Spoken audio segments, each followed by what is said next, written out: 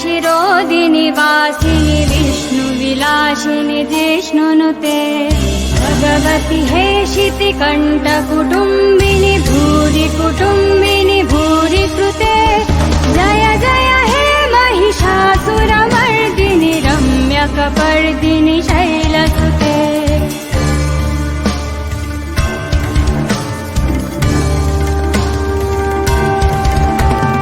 सुरवरवर्षिणि दुर्धरदर्शिनि दुर्मुखमर्षिणि हर्षरते त्रिभुवनपोषिणि शङ्करतोषिणि किल्बिषमोषिणि घोषरते धनुजनिरोषिणि दितिशुकरोषिणि दुर्मथतोषिणि सिन्धुसुते जय जय हे महिषासुरमर्दिनि रम्यकपर्दिनि शैलसुते जय जय हे महिषासुरमर्दिनि रम्यकपर्दिनि शैलसुते जय जय हे Mahishasuramardini रम्यकपर्दिनि शैलसुते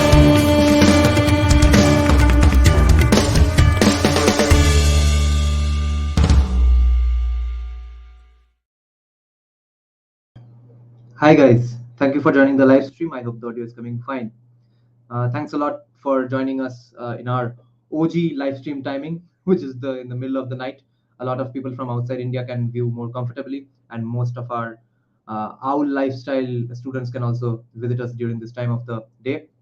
So, uh, what's up with the audio? Nina, are you telling me or Bhupendra? Because I guess he was saying he also had some problem with his audio and stuff. Let me know if my audio is coming fine. Okay. So audio is weird. Mine is weird. Okay. Um, I don't know what's up. Oh shit, my audio is weird. Now I can't even monitor on StreamYard, so no idea what's happening. Hello. Let me restart my mic. But a slight reverb, I guess. Eh, yeah, even last day, someone was saying for a while there was some echo. Let me see what I can do. Everything seems to be fine here. I don't know. I deleted all the cache history and stuff from my Google Chrome. So maybe some audio settings got changed. Echo cancellation is on. Default audio and all. Right. I thank you. I know what's up. Hello, let me know if it's better now. What the fuck is this problem? I don't want all my website data to get cancelled out. StreamYard had completely changed the settings of my mic. The audio was coming from the webcam. This is what happened in my last podcast with Rebecca Barsef as well. Somehow, on her side of the settings, she had selected, I guess, my webcam or somehow, or maybe I had screwed up. Later on, I found out it was all my webcam catching the mic. Idiotic stuff from StreamYard. Orientation settings are disabled while live. I don't know. I hope there's nothing else to do. Great. So Bhupendra, you opened a channel yourself. That is very fascinating, and it's very interesting that Niner called you Bhupenda, which is very interesting because anyone who has the surname of ending with Indra, Robindro, etc., Devendra, Premendro, we call them in short. The name gets called up till the letter N only. So Bhupen, Premen, Robin, etc. These are all short forms for those Bengali names only. That I get a small audio mixer. I do have a sound card, but StreamYard, it doesn't matter for StreamYard. My sound card was not even selected. It was selected up until last day, right? So yesterday I deleted all my Google Chrome cache and stuff, so it changed that setting as well. It was taking my webcam mic. I have a Motu 2 input, 2 output sound card. Okay, let's start. So the thing with this video is many people have been recommending it, and some senior people also sent it to me after our viewers actually recommended this video. I did not get any time to watch this beforehand. I have no clue why is this video important. What fascinating things did Deep Halder say in this platform? And for some reason, this platform seems very familiar. Did Jay Sai Deepak give some famous speech in this platform about 2 years back, as far as I can remember? In this Prabodhan Manch Parle. Parle is in Maharashtra, right? Ville Parle and stuff. Navya Vimarsha is a project we all try to be part of, but mainly run by him. Wow, wow, fascinating. This was needed in Bengal. Okay, so this is not even Bengal based. This is even more fascinating. The name is great already. I'll check out the channel as soon as possible. I thought it was just some small Twitter handle who'll post some, retweet some stuff and etc. I did not know it was a full channel already. So great stuff, guys. Let's see what's up with this video, with this speech of Deep Halder. and the ones that you give to our volunteers later in the ensuing time. This orange, this saffron table gives me some PTSD sort of a thing. I remember that this is where I think Jesai Deepak for the first time gave some insanely fiery speeches. I mean, even compared to his other speeches, that was some fiery stuff he said here. I think we did a reaction video on that as well. Taking care of Oh, y'all are writing articles as well. Oh my god, y'all are already up and running fully. appropriateness and brevity. Over to you, Deep.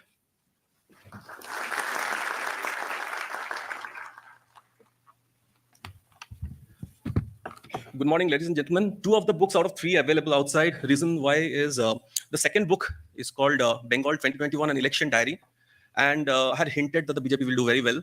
It did not. So I think it was continuity in Bengal, and it was also the death of my second book. It's a bright sunny day outside, and it's an almost filled hall. It's sad that, in a sense, that all of you who could have spent time, spending some more time reading the Sunday paper, planning a long brunch, has come here to listen to stories of hopelessness, lack of joy, and a very dark future. At least that's what it seems like now.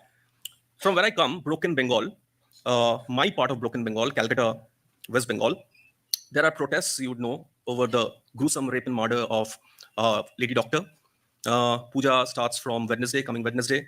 And of course, Puja is going to be held, but there's no joy. There's complete joylessness because there are still protests on the streets. I came from Calcutta. On the other side of the border, Puja will not even be held, perhaps, in most spaces. The caretaker government, headed by Mohammad Yunus, they have said... Just to inform the non-Bengali viewers here, this time Puja was a little lackluster compared to other years. People actually did shop a little less.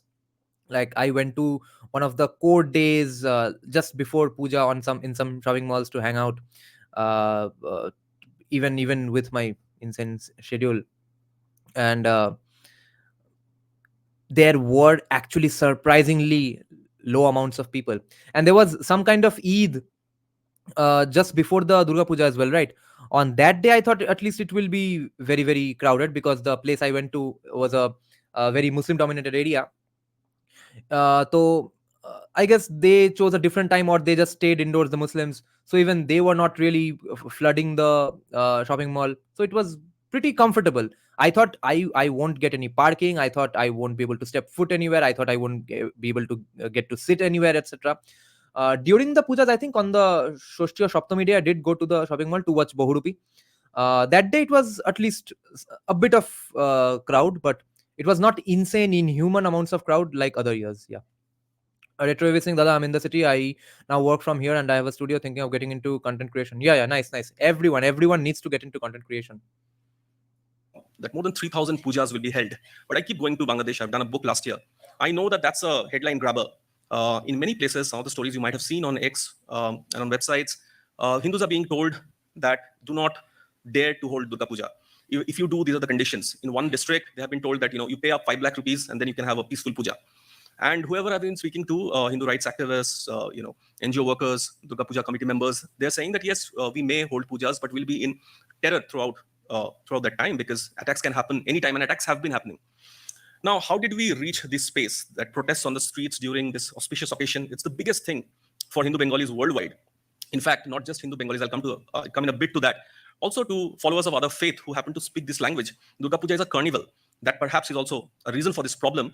But how did we come to such a pass where there is joylessness in West Bengal, and especially in Kolkata, and there is complete... Well, Durga, to be fair to all our devout Bengali Hindu friends in Kolkata, Durga Puja is a carnival for a lot of those devout Bengali Hindus as well. The people who got it the UNESCO heritage stamp and stuff. It was all on the basis of it being a carnival. And remember, we had discussed that article as well, that it has I guess surpassed the idea of just a religious festival. It's become an all-encompassing cultural carnival.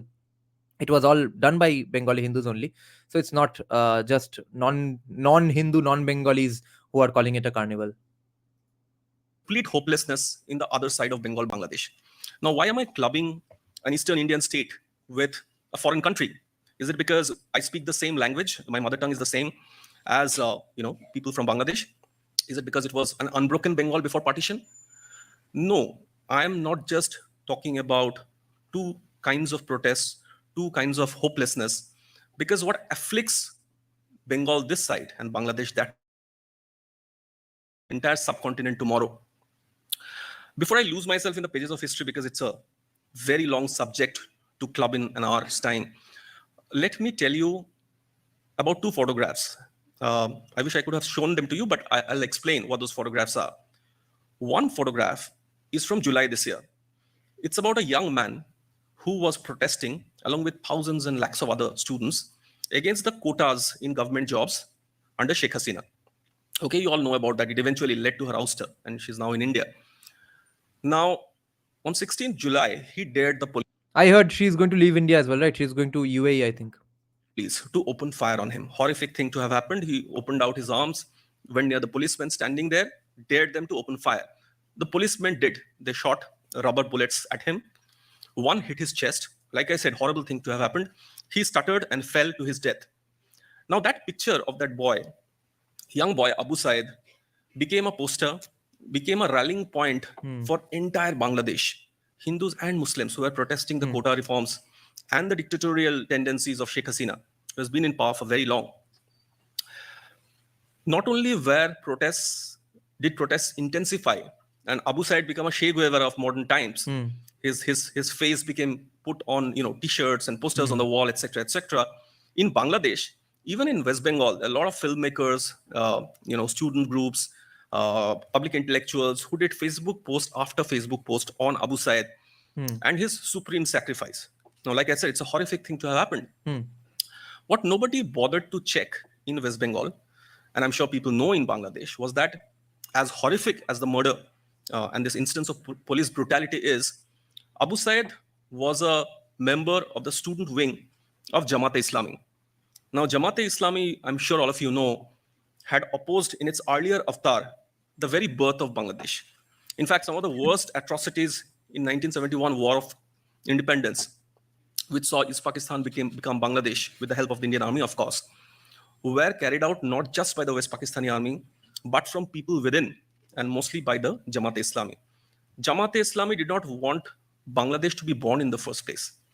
And it's a travesty that they continue to remain so socially and currently politically relevant in Bangladesh. And they officially, I'm sure now they may not say things in that manner because they are being looked at very closely by the international community. But till October last year, they had openly said that they want Sharia laws in Bangladesh. Man-made laws have no space. Yeah. And this boy, unfortunate death came to him, was an open supporter of Jamaat-e-Islami, and not just an open supporter, he was part of the student wing of Jamaat-e-Islami. Now, let me talk about religiosity, hard religiosity. Guys, Deep Halder pointing these things out is significant for a reason, because Deep Halder is not just any right winger. He basically has almost an entirety of, I think, liberal leftist circles, as far as I've understood, based on his Twitter and stuff. And he is looked upon with respect by people from all sides of the political aisle. Him pointing out that, yes, what happened to that boy or that guy was sad, but remember, at least just acknowledge the fact that he was part of a party, or part of the student wing of a party who did not want Bangladesh to be carved out of Pakistan, who wanted Sharia law in Bangladesh. At least remember that. And Deep Halder pointing this out is pretty significant, and maybe it's a sign of the times for the era to come in Bengal, the new crop of Bengali intelligentsia, perhaps. Did not stop almost the whole of Bangladesh to rally behind the young Abu Said, who wanted a very different Bangladesh, perhaps the Bangladesh we are going to see in the coming months and years. Now let's talk about another protest. Exactly. Divya, um, Deobandi, Barel. Yeah, so that was the some Maulana Maududi, I guess, who got the Bharat Ratna later on, right?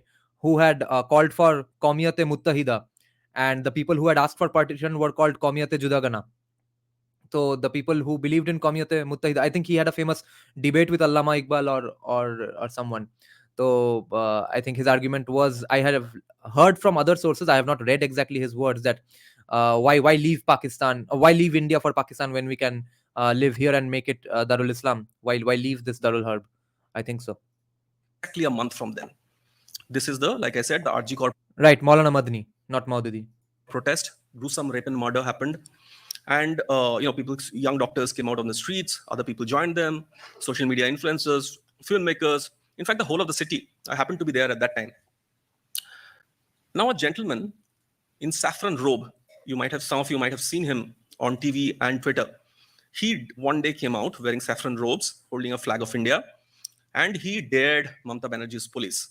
You know, and water cannon, the full force of water cannon, was opened on him, but he kept walking, holding the Indian flag. Now he became an instant celebrity on Twitter. Probir Basu, Bolaram Basu, also known as Bolaram Basu. And some of my friends in Delhi media, they did stories on him. That man is a professional photographer, by the way.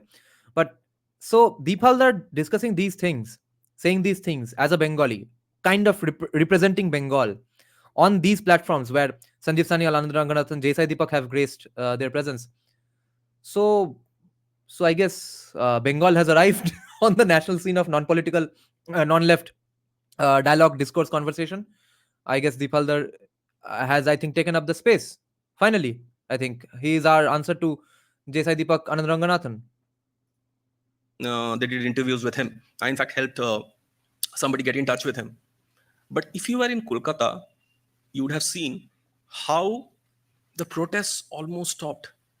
People forgot for that one day, for the next couple of days, that they were protesting against a gruesome rape and murder and complete breakdown of the administration in West Bengal, the horrific state in which the hospitals are, and the fact that a doctor can be raped and murdered inside a hospital. What they instead spoke about was the protests cannot be hijacked by a man wearing saffron robe who's an Holy shit!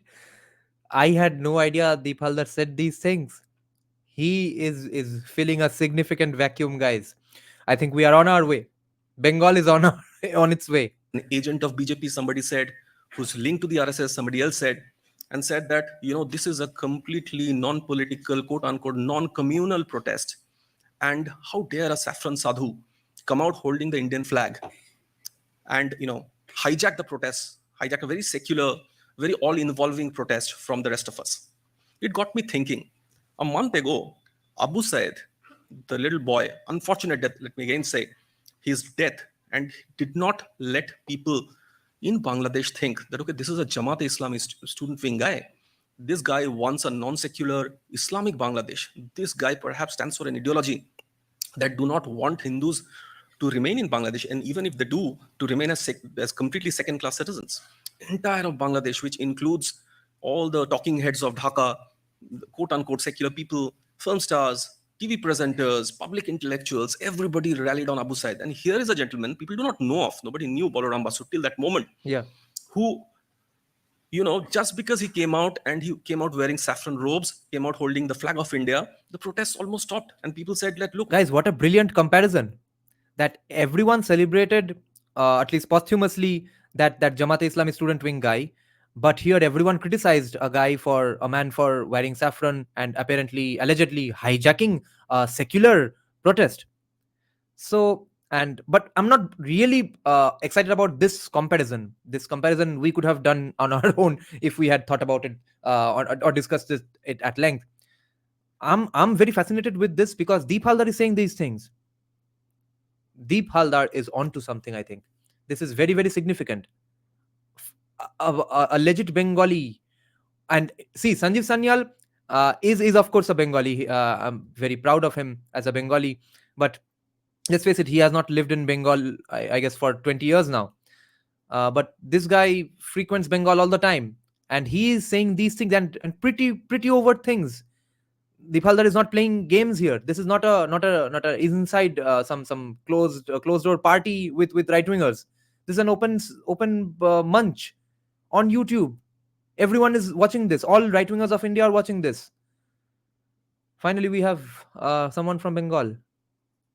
Why are we allowing somebody like that to hijack our protest from us? That, ladies and gentlemen, is the crux of the problem. It is, before I, like I said, And I'm so excited about Deepaldar saying these things that I've actually forgot to mention that. See, this is why we need, let's say, not to shit on right wingers of the past era, but of course, see, pioneers of every movement, every idea, every even music genre face some problems. Some of them just come across not so capable in later years. Now, some of our pioneers were absolute geniuses whose shoes we can't fill. Some of our pioneers were pretty stupid compared to today. But this is why we need the, let's say, educated right wingers. See what a brilliant comparison, what a brilliant thing he pointed out, that they celebrated Abu Said and criticized the saffron wearing photographer here. said before I lose myself in the pages of history, let me just say that this deracination of Hindu-ness in this part of Bengal, which we know as West Bengal today, other part of Bengal, which is Bangladesh. What is Deepalda talking about? Holy shit. If I had known he has given this speech, I don't know when he gave this speech. It is now almost impossible to carry on as a Hindu, is the crux of the problem of broken Bengal. It is not just, Bengal is not just broken by partition. In fact, I'll soon come to this. Partition never stopped in Bengal. Waves of migration are carrying on till date. Yeah, Avinav, that's my point, that yes, it's the truth, but I thought he's happy with his, let's say, liberal persona who writes in print, has a balanced view. I don't think after this speech he is going to have any qualms about being called a right winger. Alive Dada as a Hindu, don't know till. Oh, okay. But the brokenness of this idea of Hindu-ness, in fact, I would go on to the extent of saying sometimes Indianness is the crux of the problem of broken Bengal. And even as I stand in front of you today, let me tell you, I am also part of the problem. Last Wednesday, it was Mahalaya. It was, I shared a picture on Twitter. It was a picture of the goddess Durga, 10 hands, hiding her face with 2 of her hands, as the body of the female doctor is laid out in front of her. Now, I was immediately trolled. People told me that how can you sort of, post such a picture? It's Mahalaya and it's our goddess. It's a matter of our faith. Okay, before Deepaldar explains himself, I'd like to explain something for him.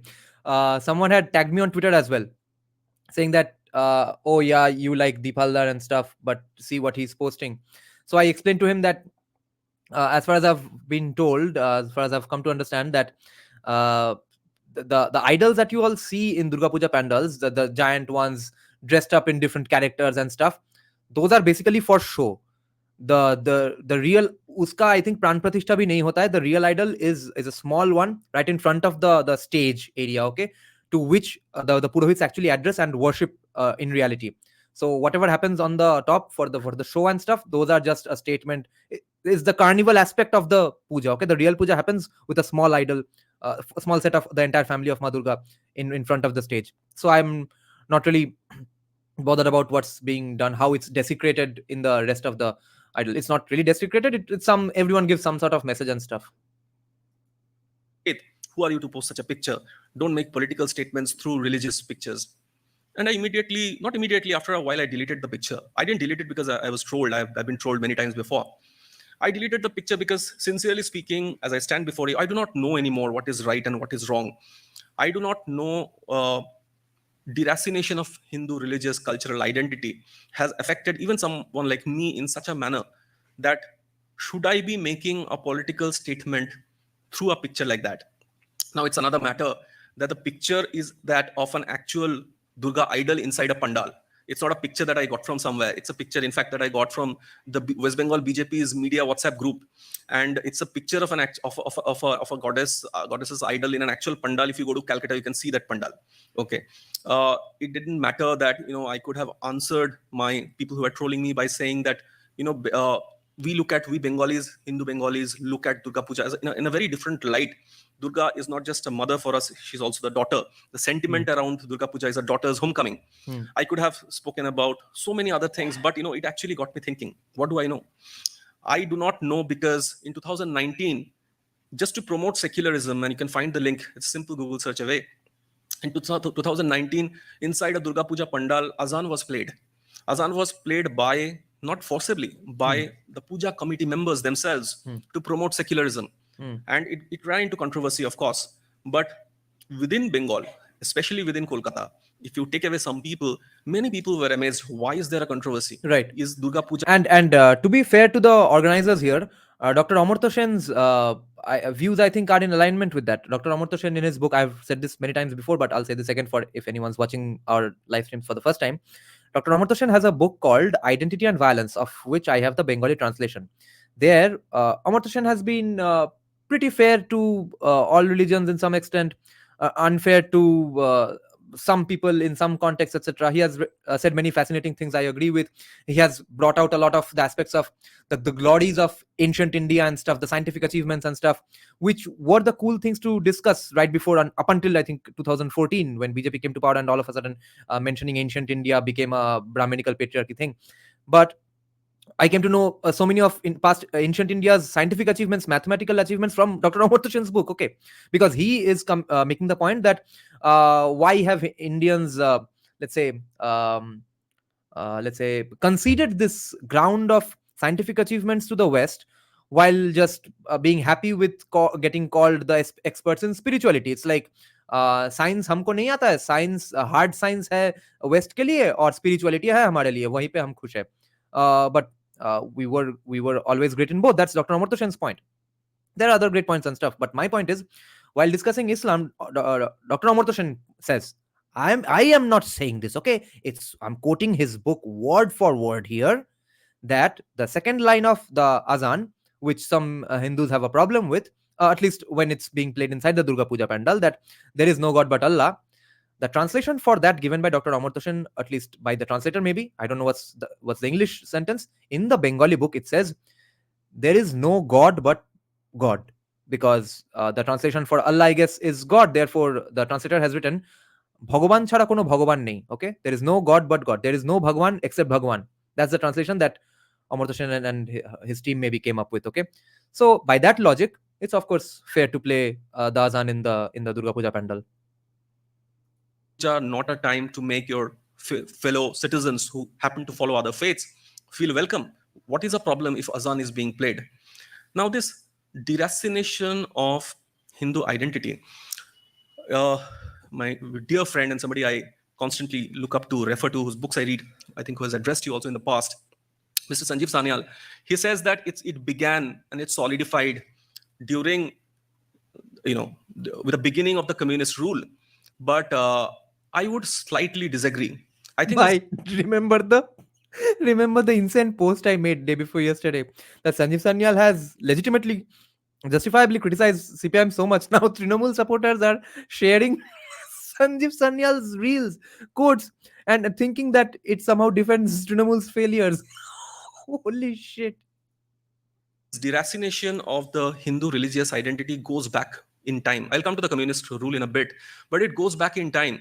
It goes back in time when, since I began with Durga Puja, when after the Battle of Plassey, Nabokrishna Dev, who was landed gentry, he was one of the first people who turned Barir Pujo, which literally means Durga Puja that is done inside your home, into Barwari Puja, or as a community puja, which you see outside. And you know what happened? That's one of the first recorded history of Durga Puja as a community puja. 1757, okay? Not with a big... By the way, for those of you who don't know, the Shobha Bazar Rajbari Durga Puja, very famous in Kolkata, was the one by Nabokrishna Dev, and he was famous for other reasons as well. He was the head of the head of the Kayastha Samaj in the Bengal region, and he was an adopted son who became a very able administrator, or at least a leader for the Kayasthas in Bengal. Beginning of the communists. 1757, Nabokrishna Dev, Zamindar, he wanted to please Lord Clive, okay, and he wanted to get Rai Bahadur for himself, the title. So he told the idol maker that, why don't you make the Pratima like Queen Victoria of England? So the idol maker ran away, saying that, firstly, not a nice thing to say, but Queen Victoria was not very pleasant looking. But that apart, the whole idea of making your goddess look like the Queen of England was blasphemy pro max. So the idol maker ran away. But this is a zamindar we are talking about. So he got somebody else to actually make an idol of Durga to look like Queen Victoria. It doesn't stop at that. I'm sorry if it spoils your morning. But alcohol was served for Lord Clive. Beef and pork were served. Okay. Dancers were called.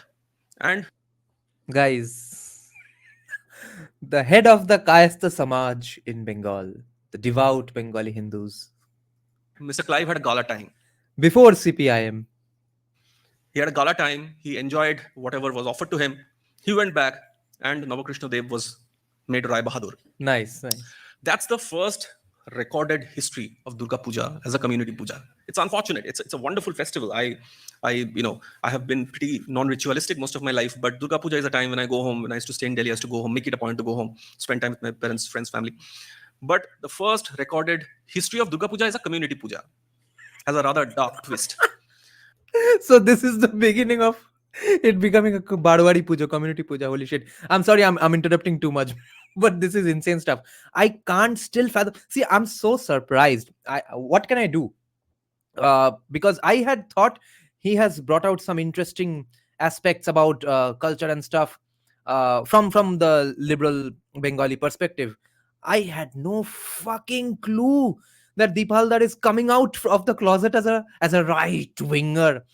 This is his coming out ceremony, and I can still fathom that. I can still grasp it. What is happening? I just talked to this man a few days back in person, and I had no idea he had these plans. Now, is it always, like I said, what do I know? Because I'm confused myself. Is it always wrong to question your faith, at least the practices of your faith? No. Some of the tallest men and women in history from our faith, who have made our people, who have made our society better, have come from Bengal, and they have questioned, fought with, debated with people who had other thoughts. Raja Ram Mohan Roy, Sati, Vidyasagar, widow remarriage, girls' education. There have been example after example of reformists in Bengal who have, like I said, debated with more conservative sections of society to take Hindu culture, Hindu religious identity, and Hindu people ahead, not just for Bengal, but for the whole of the country. Parallelly, there have been people who have stuck on to what is the best of us, to what is the core of us. The word Hindutva, Chandranath Basu, which coined by Chandranath Basu, which was later defined, modified, and spread out by Savarkar, came from Bengal. We had Vivekananda, one of the greatest modern person with a modern and yet traditional bent of mind, who took Hinduism beyond shores and who continue to inspire us. But interestingly, let me tell you a story. Okay, before Deep Halder starts his story, let me just comment on what Retrowave is saying here. So the Raja Ram Mohan Roy issue, Retrowave, as far as I've come to understand, it's not really settled, okay? Since there are many Bengali right-wingers who are very, very educated on this. First of all, my stance is that I do not give a fuck anymore. If anyone wants to have it, come and debate it on my channel. Otherwise, I'm not convinced.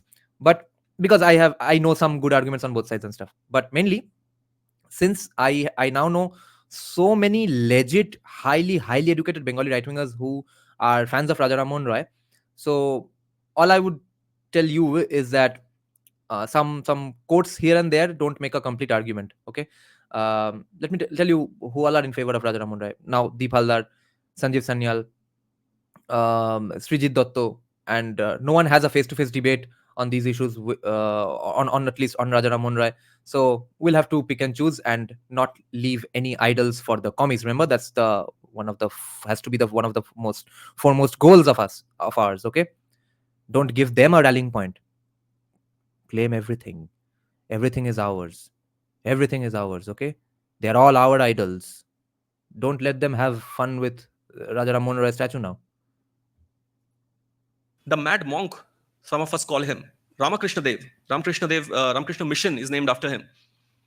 Ramakrishna Dev had converted a non-believing Narendra Datta into Vivekananda, who later became Swami Vivekananda. Let me tell you a story about Ramakrishna Dev. Ramakrishna Dev was known as the mad monk. He said he could converse with goddess Kali. He used to call Kali Ma, and he would behave with Kali as if he's talking to his own mother. Ramakrishna Dev one day was sitting, and a Muslim gentleman came up to him and said, "Your God is false. My God is the only true God." So Ramakrishna Dev said, "Why do you say this?" He said, "Because it's written." And he gave him a book to read. So Ramakrishna Dev opened the book and he said, "Let me read." So people around him said, "What are you doing? Oh, great monk, what are you doing? You can't read it, because if you do, you will lose your faith." So Ramakrishna Dev smiled and he read what he had to read. Then he closed his eyes and he kept it closed for a while. When he opened it, he looked at the man and said, "I'm sorry, but your God is just like my God." This is not what's a forward. It's actually a story you will get to know if you engage with Ramakrishna Mission. So what do I know? Is it always wrong to question your faith? Because that's the basis of our faith, to question it, to not solidify it, to keep the questions alive, we get bettered. And just when I'm saying it, my friend Amiganatra steps in and to continuously question our faith. And you know what Ramakrishna Dev said? Joto mot toto pot. That's the crux of his philosophy. As many thoughts, as many paths. There is no one way in Hinduism. There are many, many ways of Hinduism. And Bengal, broken Bengal today, but unbroken Bengal, has since forever been walking that path, been questioning each other, been debating, sometimes fiercely so. But somewhere down the line, and it definitely did not start with the communists, because I just told you the example of Namakrishna Dev, and that definitely is not a questioning of various paths. That I think is intensely problematic when you make the goddess Durga look like Queen Victoria. It happened in 1757, but somewhere down the line, our entire identity got so deracinated. I'm again using. He's talking about Hindu deracination. Holy shit. So, did it happen in 1757 itself? Then I think it would make a little more sense, because remember the British colonization that started in 1757 uh, was kind of a respite from the Muslim invasions of and the rule of Sirajud-Dowla. So I would have a little more sympathy for the Bengali Hindu rulers of those days if they were felicitating the queen back in 1757. Although I don't think it was in 1757. I think he got the year wrong, right? So anyway, I want to respond to something here what Abirjan asked. This is a very important question. Many people have this question in their minds, that I want to know, what do you think of Ramakrishna Mission's deep sleep against the plight of Bangladeshi Hindus, where they themselves are under attack. I read a book where they were declared. Okay, so Abirjan, I have actually asked this to some Ramakrishna Mission members now, like disciples and stuff, who have been and absolutely fully are engrossed in the ideas of Ramakrishna Mission. Now, their idea is that, see, first of all, you all know that Ramakrishna Mission faced problems under CPIM rule, right? Which is why they asked for the minority status and stuff, because they wanted to run their own schools, and our laws don't really let Hindu institutions run their own organizations and their own schools. But they somehow managed, carved out a path, did adjustments and stuff, and did collaborations. There's a sentence that on some doors you need to knock politely, on some doors you need to kick the door down and stuff. So Ramakrishna Mission's main goal has been, I've been told that Swami Vivekananda's main goal was that this institution will survive for 1,000 years. Political scenarios may come and go, but the institution has to survive for an ever and ever. So they do survive. They do survive ably. They do contribute to society in all ways a Hindu institution hopes of serving. So they would do all that. Does it come with some things we who don't run an institution would like to not see happen? Yes, they do. Like, I have this beautiful thing called Thus Spake Prophet Muhammad. It's a version of different quotes and portions of the Quran and some hadith, I guess, compiled by Ramakrishna Mission. Which, if you read this, a small 20 rupee book, if you read this will come across to you. This will give you the impression that Islam is the greatest religion in the world, and at least the best motivational collection of motivational speeches you can have in your pocket at any time. So they have these different kinds of relationships to different degrees with different kinds of people, which is why they survive. Now, if someone does adjustments for surviving, I don't have a problem with that too much, because that's how Hinduism has survived first and foremost.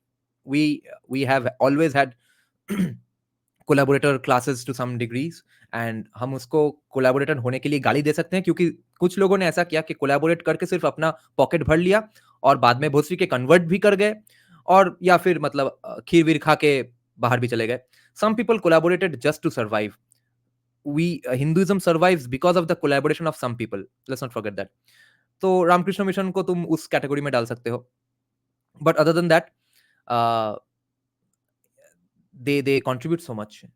They after all give Hindu values. They after all do run elite institutions. Okay, they are the only non-convent schools, I think, probably in the entire country, who truly run elite fucking institutions educationally. जहाँ की आज भी education quality में कोई compromise नहीं होता है. In the colleges and in the schools, it's an honor for any family to get their kids into Ramakrishna Mission. So nothing is perfect. No one is perfect. In the word that we forgot who we are. Okay, so let's see the Haldar's coming out party again from a 1 minute rewind. The line, and it definitely did not start with the communists, because I just told you the example of Navakrishna Dev, and that definitely is not a questioning of various paths. That I think is I think Abir Zain, yeah, it's different in India. Here Ramakrishna Mission is very popular among all classes. is intensely problematic when you make the goddess Durga look like Queen Victoria. It happened in 1757, but somewhere down the line, our entire identity got so deracinated, I'm again using the word, that we forgot who we are. And now coming to Sanjeev Sanyals, and this has been spoken of many times, the advent of the communist era of 34 years of the left. You know what happened when the communists came? 1 year, they came in 1977. 1 year after they came, in 1978 and 1979, the end of 1978 and the middle of 1979, one of the worst unrecorded massacres in independent India's history took place in West Bengal. I think the first time it was mainstreamed, it was of course spoken about, it was of course written about, academic journals, some very brilliant ones, but they remained inside very closed academic circles. I think the first time it was spoken about was by the writer Amitav Ghosh in the book Hungry Tide. He spoke about the Marijhapi massacre, but it was a work of fiction. So even if there were chapters dedicated to it, it was taken as a work of fiction. In 1978-79, thousands of refugees, the number at one point of time swelled up to more than 1 lakh Bengali Hindu refugees facing persecution, decades of persecution. And these are not just people who came during 1947. Like I said, the partition never stopped. Even after the birth of Bangladesh, persecution continued. So for decades, people came as refugees, running away with their bare minimum, with their lives, leaving behind their livelihoods, came to West Bengal. Now that huge population could not have been accommodated within West Bengal. So they were all sent to what is known as the Dandakaranya. This is the Dandakaranya from the mythical times. And they were put in charge of road building work. They were put in for manual labor. Now, who are these people? They were mostly people from the lower castes. They were people who were fisher folk, who were farmers, who knew how to make a fertile land grow crops, who knew how to fish. What would they do making roads in arid areas? So for decades, they were kept there, and they made the Dandakarana area their home. But while they were being sent there, the communist leaders, they became their leaders. They said, it's a horrible thing that the center and the state are doing to you. You are Bengalis, you are one of us, you are our brothers and sisters. If you were to ever come to power, we will bring you right back to Bengal where you belong. Because you speak this language, you can tend to our crops, you can fish for us, you will be brought back to Bengal. Yeah, the slogan was 10 lakh বাঙালির 20 lakh হাত আপনাদেরকে স্বাগত জানাবে, 20 lakh hands of 10 lakh Bengalis or something. I'm probably screwing up the number. They are ready to welcome you when you come here. Years passed, the Congress left, the communists came in 1977. These people remembered that promise, lakhs of people. They approached Jyoti Basu, took delegations to meet Mr. Basu. Mr. Basu did not meet them. They said that you had promised us that you will bring us back. Nobody met them. They were unwelcome. They were also fiercely independent and proud people. And over a period of time, working, doing those government jobs and making roads, they had saved some money. So they said, no, we don't need the government. From the money we have saved, we have identified an area, the Sundarbans area, part of which is in Bangladesh, part of which is in India. West Bengal. We'll go there, we'll find an island which does not have anybody, an uninhabited island, and we will convert that island into a small village for ourselves. And we will stay there, we'll fish, we'll farm, and we will carry on with our livelihood. 1977, I said left came. 1978, mid 1978, thousands of those people came to West Bengal in trains from the Andakaranya region. They went to the Sundarbans. They went to the Sundarbans and they literally converted an uninhabited island into a bustling township. There were 6,000 huts in that island. There was a school. There was a boat making factory. There were salt pans. Okay. And the same communists who several decades ago had Wasan, so I know it's cool to diss Bengalis for being leftist. I take part in that fun occasion myself from time to time. I have two questions for you though, since I don't know your age, background, anything, or where you are coming from exactly, in what context, how much do you know about us and stuff, or the history of Bengal and stuff. I have two questions. RSS, who are known famous for their groundwork, they convinced entire Northeast India to vote for BJP and stuff. Why couldn't they convince the devout Bengali Hindus who still remained devout up until maybe the last generation, who were from a place which was very devout to begin with? Why couldn't their groundwork convince them to be a united force for Hinduism? That's my first question to you. And second question is, what is BJP, RSS, or any Hindu organization doing today to fortify or enforce the ideas? Okay, because remember, not everyone is impressed or convinced by the same things. Some people are convinced by show of force. Some people are convinced by arguments. Some people are convinced by show of money. Some people are convinced by peacocking. Uh, the driving force of Bengali mindset is the Bengali Bhadralok, and they are convinced by usually academia. What has current governments and RSS and stuff, or any proud Hindu organization, done to change the minds of academics? promised them they'll bring them back and then conveniently forgotten that promise. The government, the same communist government, said, you can't stay here because you are destroying the ecology of this island. Imagine climate change consciousness in 1978. So I said, you are destroying the ecology of this island. So you have to go back. They said, no, but this is an uninhabited island. Why will we go back? We have turned it into a township ourselves. And you had promised us space, and we have not taken any favors from you. We have not taken money. We have not taken anything. So between November, December 1978 and May 1979, one of the worst unrecorded massacres, because there was a complete press gang, took place in that island. Women were raped, kids were killed, men and women were both killed, bodies were thrown into the river. Okay, and police launches had surrounded that island so that nobody can come in and see for themselves what's happening. The number of people killed in those months crosses way over 6,000, 7,000. If you go to Wikipedia and write Marichapi massacre, you will see that the state government had said that less than 10 people were killed, which included 2 policemen. Okay, several thousand people over a course of a few months were killed. And Kolkata kept mum. I wrote a book, my first book, Blood Island, by talking to the survivors of those massacres so many years later.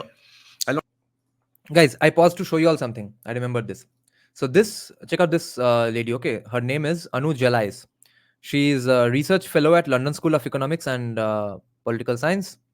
Let's see what are her credentials. Kriya University. Is an environmental anthropologist working on the human-animal interface. Okay, she has proven or claimed, and proven actually, that the tigers of the Sundarbans became man-eaters because they first got a large-scale taste of human flesh and blood because of the Morijhapi massacre. The dead bodies of the people who were killed, or even half dead bodies of the people who were killed and I mean were shot and stuff, were just thrown on the beaches near the forests which was being frequented by tigers and crocodiles. People were being dragged away by crocodiles and stuff. So that the tigers ate those bodies and from then onwards became man-eaters. And during the Bangladesher Hindu Bangladesh book release, Bangla book launch of Deep Halder, there was someone pointing out that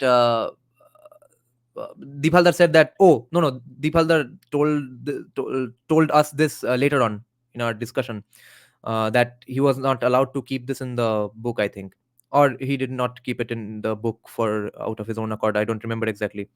That he had talked to a contact of his, and the contact, while describing his childhood, which was he was a child when the Morichapi massacre was happening in front of his eyes. Okay, he was the son of those people who were getting killed.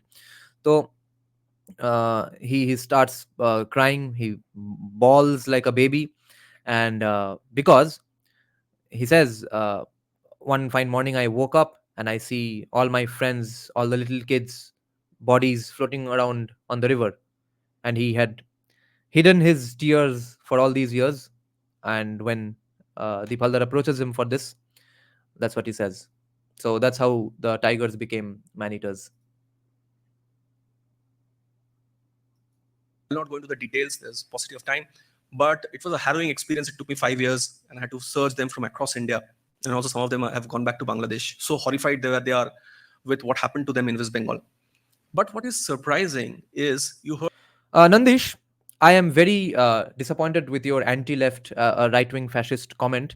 CPAM did not feed tigers the blood of poor people. They redistributed the blood equally among tigers. you heard of Gujarat 2002. Before that, you have heard of the Sikh massacre. You have not heard of Morichapi. Okay, the number massacres, I keep saying this, massacres should not be compared with each other in terms of numbers. It's a horrific thing to do. People dying are people dying. You shouldn't say a massacre is worse than the other simply by quoting numbers. But if you look at the numbers, it's staggering. 6,000, 7,000 people killed, butchered by West Bengal government police, headed by a communist government. Unarmed people, who fought back with bows and arrows made from branches of trees to save their lives, save their women. At the launch of my book in Delhi, Professor Bibek Debroy was there, and he said the most enlightening line for me.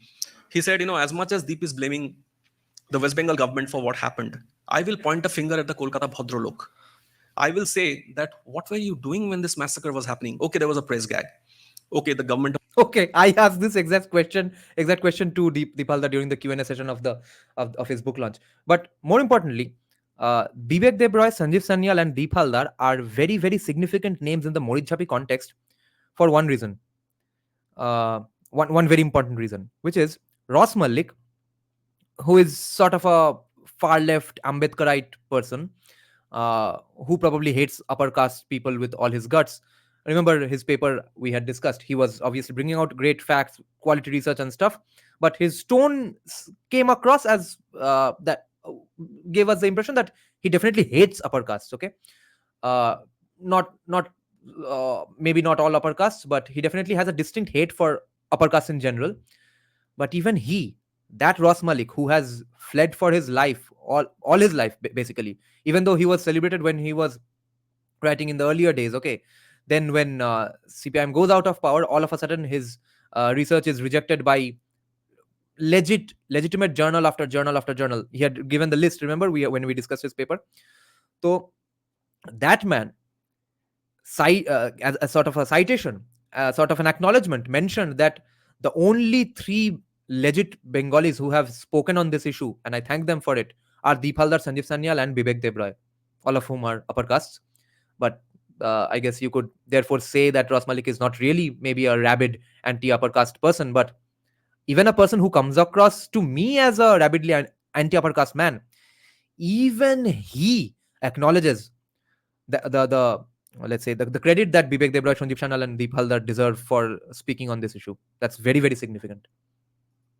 Of the day can force the press not to publish something, and the press was not how it is today. Are Nondish is pointing out something interesting. Are Kannadiga bro, how did you know this? What he's pointing out here is that Morichapi was an entrepreneurial hub, not dependent on the state. So the government corrected them. How dare they set up bakeries? Absolutely. How did you know this? From Amitav Ghosh's book or what? So this was one of the things that fucking pissed off the CPIM, in my personal opinion. That how dare you not be dependent on me? How dare you not say Sarkar ko kuch karna chahiye for every fucking problem in your life? How dare you not beg in front of me in the party office for every fucking problem in your life? How dare you be self-reliant? How dare you be defiant? Okay, Because Dipaldar was telling us that day that the attitude of those Morichapi people were that, yeah, you gave us a shelter and thank you, we'll go about our way now. All we want is access to your bazaars, markets and ports and stuff in Kolkata. You don't have to help us out with anything, bro. We'll make our stuff here, we'll sell in Kolkata. ये जो casual entrepreneurial conversation का जो spirit था, ये भोसड़ी वाले comic के दिमाग को खा गया, ठीक है. This is the thing that Max Weber was talking about. No, the least amount of anti-Semitism he has seen anywhere in the world. It's in India. यही है वो. यही है हमारे चाणक्य के इंटेलेक्चुअल डिसेंडेंट्स जो कि थे मरिजापी में, जो कि आज भोसड़ी के गायब हो गए हैं बंगाल से. And yesterday I think I was having a call with Mr. Sociologist discussing again what we discuss on the live stream is the same things we discuss on our phone conversations as well. That what is happening to Bengal? What the fuck are we going to do in the coming years and stuff? So after the phone call, I remembered that one of the reasons for the large scale, I mean, the utter desolation in terms of entrepreneurial spirit in Bengalis is one very significant thing that I have grown up forever listening all my 33 years on this planet, is that everything, for every issue, the word business is used as a gali. Okay, let's say this live stream, the first thing that today it has finally started decreasing, okay, because everyone has realized no, this is killing the state. But up until I think 5-6 years back, 7 years back, everyone would, the first comment I would get from most people from any age is that, oh, वो channel खोला है, वो तो business कर रहा है, वो तो ব্যবসার জন্য করছে, ব্যবসা করছে. As if doing business is a bad thing, okay? For any project, no matter what the project, you get into cricket, you love cricket, oh, he's doing it for money. You open let's say you start a band, oh, he's doing it for money. Okay, bro, don't do it for money.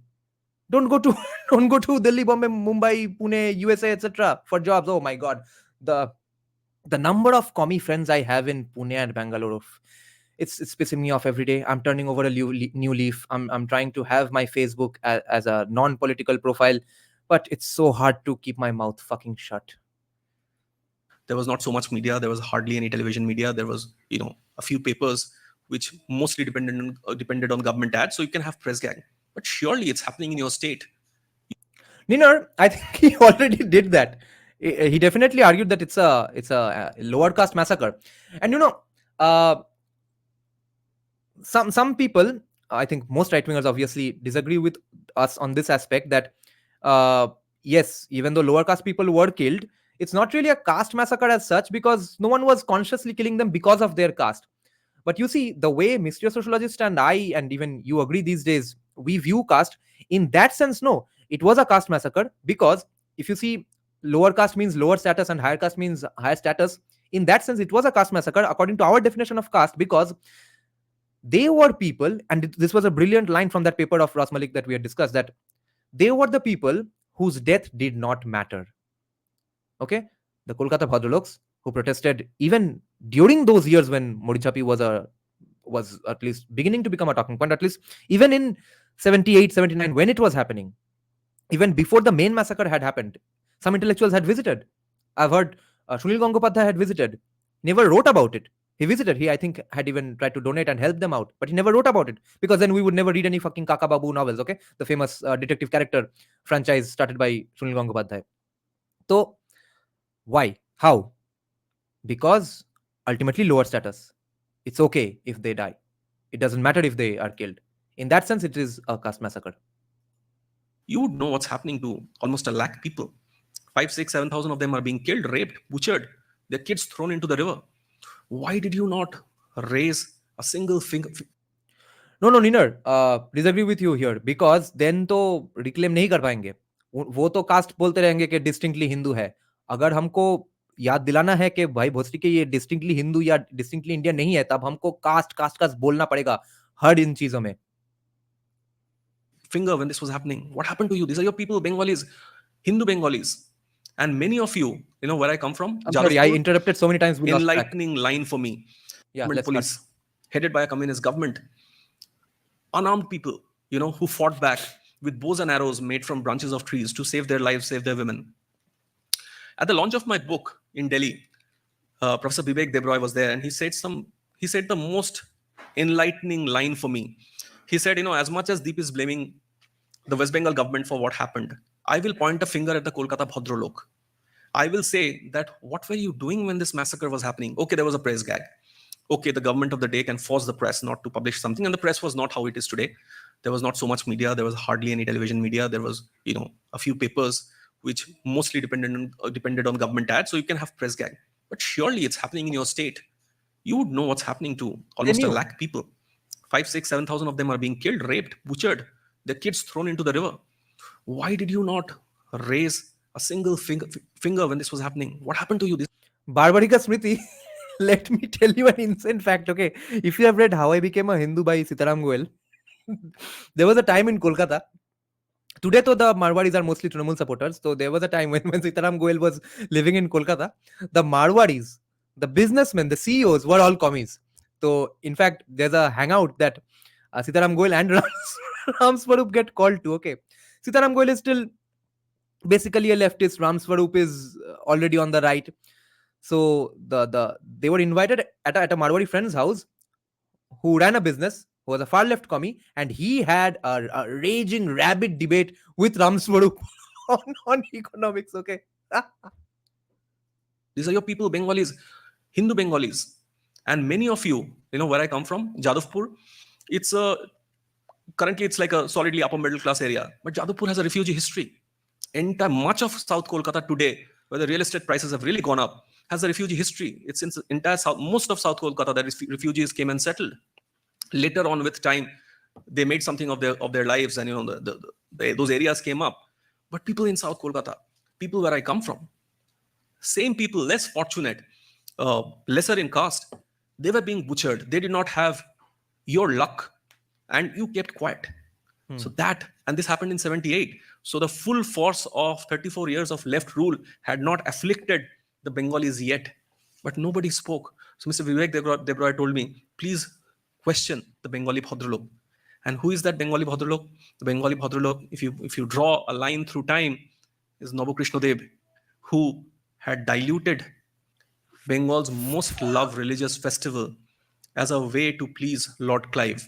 Who is the Bengali Bhadralok? He is not just your Kolkata communist who is getting turned off by seeing a saffron sadhu protesting against Arjikor rape and murder.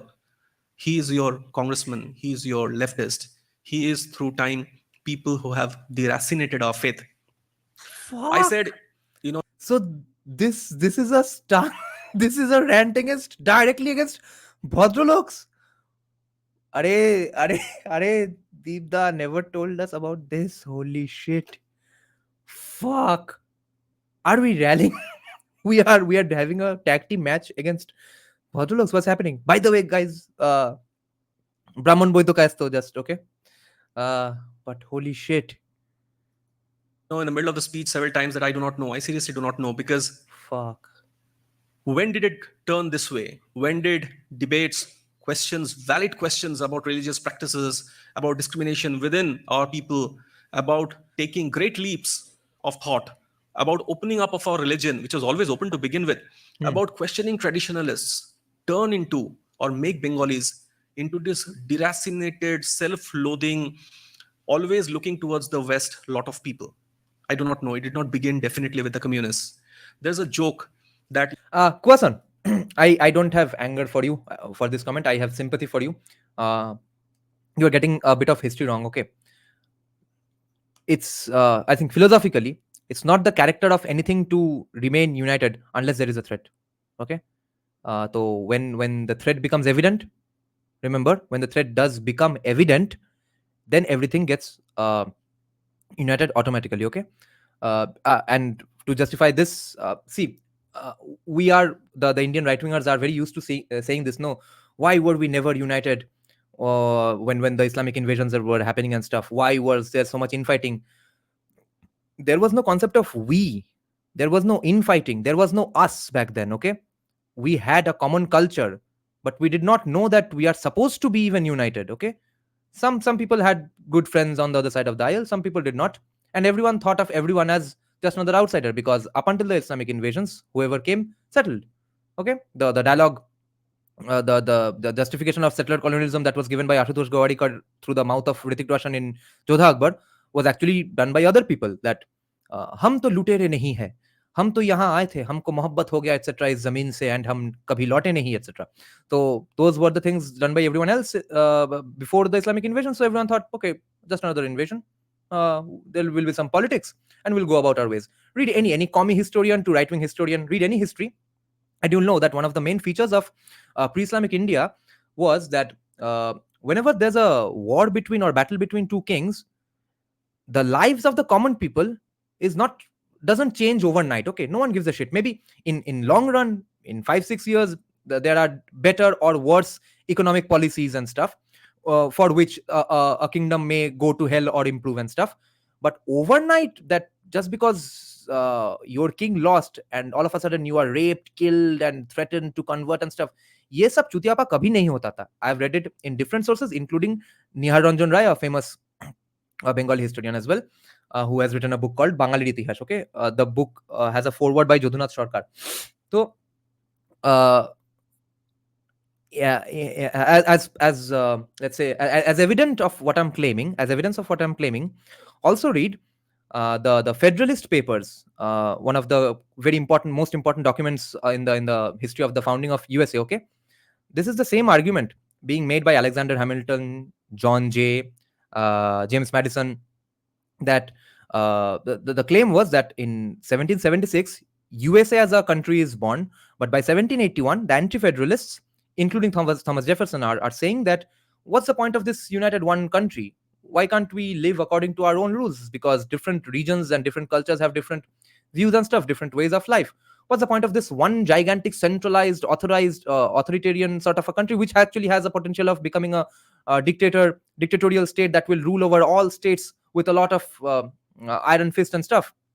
Why not have 3-4 countries called North USA, East USA, South USA, different confederacies, or have, I mean, all the states be different countries? What's the problem with that? That book is full of arguments explaining to them in 1781 the same things that we today think should have been understood by our people in 800 AD, 900 AD, that no, there might arise some problems if you don't stay even politically united. It does not fucking matter that you are culturally united. Okay, so there was cultural unity between those Americans as well in 1781, right? They were all white, they were all Anglo-Saxon, they were all Protestants. Even they did not want to unite politically. Alexander Hamilton, John Jay were writing these papers called Federalist Papers just to convince them, to request them that idiots, don't break up this country, you have to stay united. And then they gave argument after argument after argument. So what I'm pointing out to you is that it's not obvious to humanity, to men, to mankind in general, that you have to be united. Okay, so don't blame our ancestors all that much for not being united, because don't think no one had a clue. It didn't really come to anyone's mind that we'll have to be united as a country in order to prevent this threat. Anyone who says that, I've come to realize, does not have a proper reading of history. As the riot after riot are happening in Bangladesh today as we speak, and many of them are not even being spoken about because the Yunus government has come down very heavily on anybody who's reporting atrocities on Hindus. People in Kolkata, and I'm not saying they shouldn't be doing it, are looking at Iran. They're looking at Lebanon. In the 70s, 60s, 70s, there was this very famous slogan, Bhule jabo baper naam, bhulbo na Vietnam. As in, I'm willing to forget my father's name, but I won't forget Vietnam. Okay, so when did internationalism, looking at yourself as a global citizen, become about hating yourself, hating your own? I said I do not know, because when I was growing up in Kolkata, we had these two binaries. You're either you did not really have Hindu Muslim. You had a Bengali and a non-Bengali. So there were two kinds of people you grew up with. Your own were Bengalis. Those who were not your own, who spoke a different tongue, were non-Bengalis. Very interestingly, I think it doesn't happen anymore, but when I was growing up, people who spoke Hindi were referred to as Hindustani, as if we are not Hindustanis. So anybody who's Hindustani classical music as opposed to Carnatic classical music. So North India is Hindustan, Carnatic classical is, I guess, Dravidistani and something. Just yesterday, again, I had this discussion with mysterious sociologist, and this is very important, guys, that after, even like when we were in school and stuff, even up until that point, even when I was in college, the one last thing that Bengalis thought of themselves as better than Marwaris, etc. In Marwaris of Kolkata, better than them, for the reason that Bengali women were progressive. They wore jeans and stuff. They could work. They could have a job and stuff. But Marwari women, girls who were highly educated, even went to Lady Brabourne College or Bhavanipur Gujarati Education Society, good institutions, good qualifications. But after marriage, they spent their lifetimes apparently under the ghungat, tied up to the kitchen stove inside their gigantic mansion. What's that life? What woman would want that life? At least we Bengalis are not like that. Now the tables have turned. The turntables have turned. So now there are no jobs for Bengali women, and those Marwari women are running their own fucking companies. Even now they are progressive as well. अब तुम्हारे पास ना है भोसड़ी के पैसा, ना है progressive दिखाने का कुछ काम, अब क्या करोगे? It's complete checkmate. Spoke Hindi was Hindustani. Anybody who came from South was Madrasi, and we had pejorative terms for our cousins from the other eastern states, which I'm not going into. So this and I was I was very much part of that culture, and it was very normal. It didn't even seem like discrimination. So if you are a non-Bengali, you are somebody who's not cultured enough like us. Holy Whatever shit. kind of non-Bengali. Arey bhai, isn't he going to leave any topics for us? Fuck. See, this is why I told you. The day Bengalis start becoming right-wingers, you are going to see a very different kind of genre. You are okay.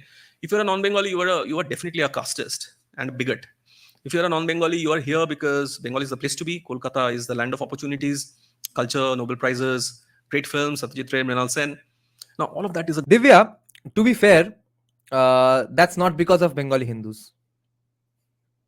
good thing, and it did not just start when I was growing up. Like I keep saying, it started way back. And yes, there were great thought leaders, fantastic thought leaders who, Mr. Kanchan Gupta, you know him from Twitter. He's senior advisor to the INB ministry. Know He him keeps from talking Twitter. about Raja Ram Mohan Roy. He keeps talking about the Brahmo tradition. There's so many traditions of Hinduism. Yeah. We benefit. And interestingly, see, a lot of, true trad conservative. I don't mean trad as a gali here, okay? I do make a distinction between properly casteist trads and non-casteist trads as well. People who do follow properly tradition but don't hate anyone for being from a allegedly lower caste and stuff. But a lot of people don't consider Brahmo Samaj a Hindu, a sect of Hinduism at all, right? They wouldn't consider any Brahmo Samaj a true Hindu. On the other hand, Sabrang, yesterday the link I posted, they are calling Rabindranath Tagore a bigot and saying that he really could not let go of his love for his religion and his native religion, Hinduism, okay, even though he was a Brahmo Samaji. So, bro, if the outgroup says that you are a Hindu, that is my fucking point. Then you are a Hindu. Benefited from knowing English before the rest of the country. Ninar, the slogan was Chiner chairman, Amader chairman. That that's one that comes to my mind off the top of my head. China's chairman is our chairman. And my all-time second favorite Bengali movie, Bhutar Bhovishwat, had a hilarious wall art. Okay, it was depicting a scene from the 70s Kolkata. And just to do a parody of those times, they wrote Chiner Chowmin, Amader Chowmin. That China's Chowmin is our Chowmin, not China's chairman is our chairman. Because the English set up shop in Calcutta. We benefited. We had access to foreign thoughts, foreign books, foreign philosophers. But this Nabokrashna Dev's descendants, not literally descendants, people like him, they soon took to, and they were at best clerks in trading offices run by the British. They soon took to imitating the British. They were known as Brown Sahibs, a term I'm sure you know. They were the original Brown Sahibs. The Latins really came later. They would spend the day being clerks at various trading offices. In the evening, they would dress up, put perfume, and go to the not so fine areas in the city to spend a gala time. They would indulge in alcohol and every kind of meat, and try to ape the Englishmen who were their masters. Okay. So Nabokrashna Dev, Rai Bahadur, Draw the line forward in time, the Babus and the Babu culture. Oh, Draw fuck. it still further, your Kolkata Bhadralok. Oh, Okay. fuck. And all these people have also Arey bhai, I asked him two questions, okay, during the book launch. One, he kind of skirted past and gave a smile, and I don't exactly remember what he said. I think he said that that your channel is a testament that it's not that hegemony countrymen, etc. I had asked him that, would you say the Kolkata Bhadralok elite is a culprit or nonchalant or just indifferent? What was their role in this situation where Bangladeshi Hindus, the atrocities they face, is ignored forever and after? And the other question was, I can't remember. also come up with great books in time, great films, great thoughts. They have not just enriched Bengal, they have enriched India. They have enriched the world sometimes. But somewhere through the pages of history, they have turned to self loathing. They have impressed the West in such a manner that what is their own, what makes them them, they have lost. Bhai, and on a serious note, this has significant mental health repercussions that no one realizes. Okay, I would bet that since Bengalis are in general poorer than the rest of the country, but if there was equality of wealth, at least among the metropolitans, and Kolkata is not really metropolitan, but if it were a metropolitan like yesteryears, the highest numbers of people going to a therapist's office would probably be from Kolkata, because the Kolkata Bhadralok kids, the kids of the Bhadraloks who have now grown up to become Bhadraloks as well, and the commies and seculars and stuff, are suffering from serious mental health disorders, uh, because everything that you could have been proud of growing up has been taken away from you. Your country is bad somehow for having too many rapes. Your government, your state with capital S, is bad for not gifting Kashmir just because if the people wanted Karan, like Arundhati Roy said. And then you had casteism, Sati Pratha. So you are growing up as a kid with nothing to be proud of. Human beings can't work that way. You just can't. You have to be proud of something. You have to emulate something. You can't just emulate or hope. Your parents can't just hope that you emulate some Western lifestyle or Western scholar. Okay, it cannot work that way. You need some significant anchoring, mooring in your mind, heart, brain, wherever. And that's, I think, significantly affecting Kolkata's kids. I don't think it affects anyone below the upper castes of Kolkata, because everyone else is pretty devout Hindu and stuff. Because uh, if not anything, they will do the let's say all, they will hold different fasts and stuff. They have some association with Hinduism. They do look up to Lord Shiva, at least on some days of the week. So there is some connection with somebody other than just the idea of emulating the West. So, but the Brahman Buddhas and Kaisos of Kolkata, the kids they had in the 90s, they have been absolutely fucked. 1971, since we are clubbing West Bengal and Bangladesh, a very interesting experiment took place. It was that to take on the Pakistani army, West Pakistani army, and the West Pakistan establishment for political, to make to assert themselves politically and culturally, East Pakistan rose under the leadership of a gentleman called Sheikh Mujibur Rahman, Sheikh Hasina's father. So for that period in time, people rose above their immediate religious identity to forge the idea of a country, which you know today as Bangladesh, on the basis of Bangla, broken Bangla. Okay.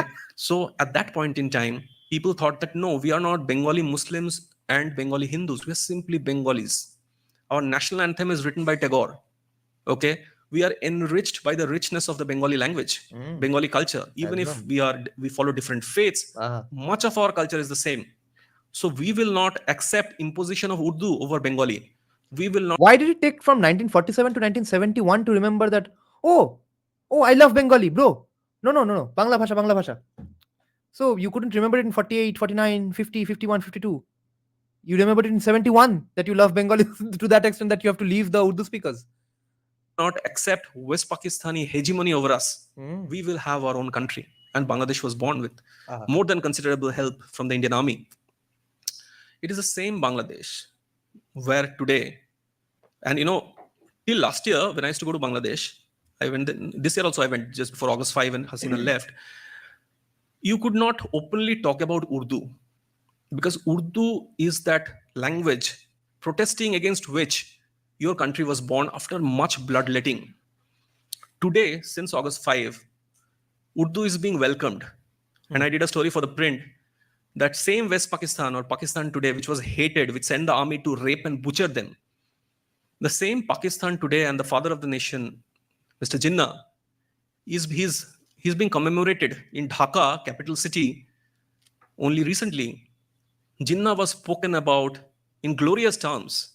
And I wrote a piece for the print where I write that is Jinnah the new father of the nation replacing Sheikh Mujib in Bangladesh? Of course, Is he now going to be a father of the nation for both Pakistan and Bangladesh? Yeah.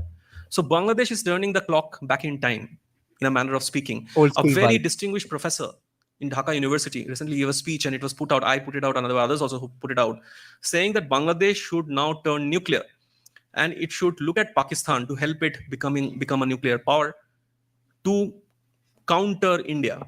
So you want to become a nuclear state, and your reference point is Pakistan, who does not really have the rights to use their nuclear weapons as they want. He's saying भोसड़ी के frame of reference भी चुतिया है बांग्लादेश का. it's a Dhaka University professor. It's not some rabble rouser on the street. It's a Dhaka University professor who's saying it, and to much aplomb. Okay, so Bangladesh is set in its way. That experiment of 1971, which said that you should rise above your religious identity for a cultural identity, is gone. Okay, it must be still be there in some places in Dhaka and elsewhere, but for now, the push is about understanding who you are. The push is about not allowing Durga Puja to happen. The push is about toning down Hinduness. Abhay, to be fair, the way Bangladesh's science and mechanics work, if they do end up making a nuke, they might point it towards Delhi. It might, by mistake, go off towards Beijing. Who knows? Don't get fooled by what people are saying otherwise. And here in West Bengal, an independent part of the country, an independent country, the push is about not allowing your Hinduness to come out. A gentleman you do not know, you can oppose the BJP, you can oppose the RSS, but you do not know whether the gentleman is BJP or RSS. Bolaram Basu, you did not know him before you saw his picture and his video opposing Mamata Banerjee, protesting against the rape and murder of a young female doctor in a hospital in Kolkata. Just seeing a man in a saffron cloth with the India flag affects you so much that you are literally willing to suspend your protest because you do not want to be clubbed with that gentleman, Bolaram Basu. And this is Deep Haldar. A person like Deep Haldar is saying these things on what's basically national media, kind of. And what a time to be alive. What a generation we are, guys. A friend of mine told me that Mr. Basu reads my books. So I was very happy. I said, oh no, I don't know him, but maybe someday I'll meet him and I'll tell him. My friend, who's a friend, okay, he's not cancelled me. He was aghast. How can you stand with him? I said, I mean, why not? He reads my books. I should be standing. No, but you can't publicly be seen with him because, you stay in Calcutta and you meet all those Calcutta intellectuals. So how can you officially stand with somebody who, much of the city hates and derides? He's a BJP stooge. I said, that's okay. He reads my books. That's fair enough. And I have no problem with his saffron cloth or his holding the national flag. If I get a chance, I'll definitely meet him and say hello. But till we solve this problem, and the problem, I think, there are many Ratanjis there staring at me. I think there are very distinguished people. Bengalis should not be speaking about Bengal alone. I think I'm addressing you also because I'm a Bengali. But Bengalis should not be addressing Bengal alone because what afflicts Bengal today has already started happening in the rest of India. We have started turning away from who we are. And I believe, I don't know about you, I believe that diluting the very essence of Hinduism, and what is the very essence of Hinduism is openness. Diluting perhaps the very essence of Hinduism is not what our great thinkers, religious, cultural, social thinkers told us to do. But how do we retain what we are essentially? Be open, and yet not be so open that nothing is left within us, in us, is the crux of the problem. Broken Bengal has not been able to solve it. I do not see a time, at least in the recent months and years, where Bengal will solve this problem because Bengal is far gone. Okay, but it is for the rest of India because it's a problem that afflicts all of us, like I said, in some degree, where we need to question how do we retain who we are without being shut off from other branches of thought, from other ways of living, from even questioning what we are. I think that is the story, hopeless, joyless story of broken Bengal. My only appeal is it should not be the story of the rest of India. Thank you.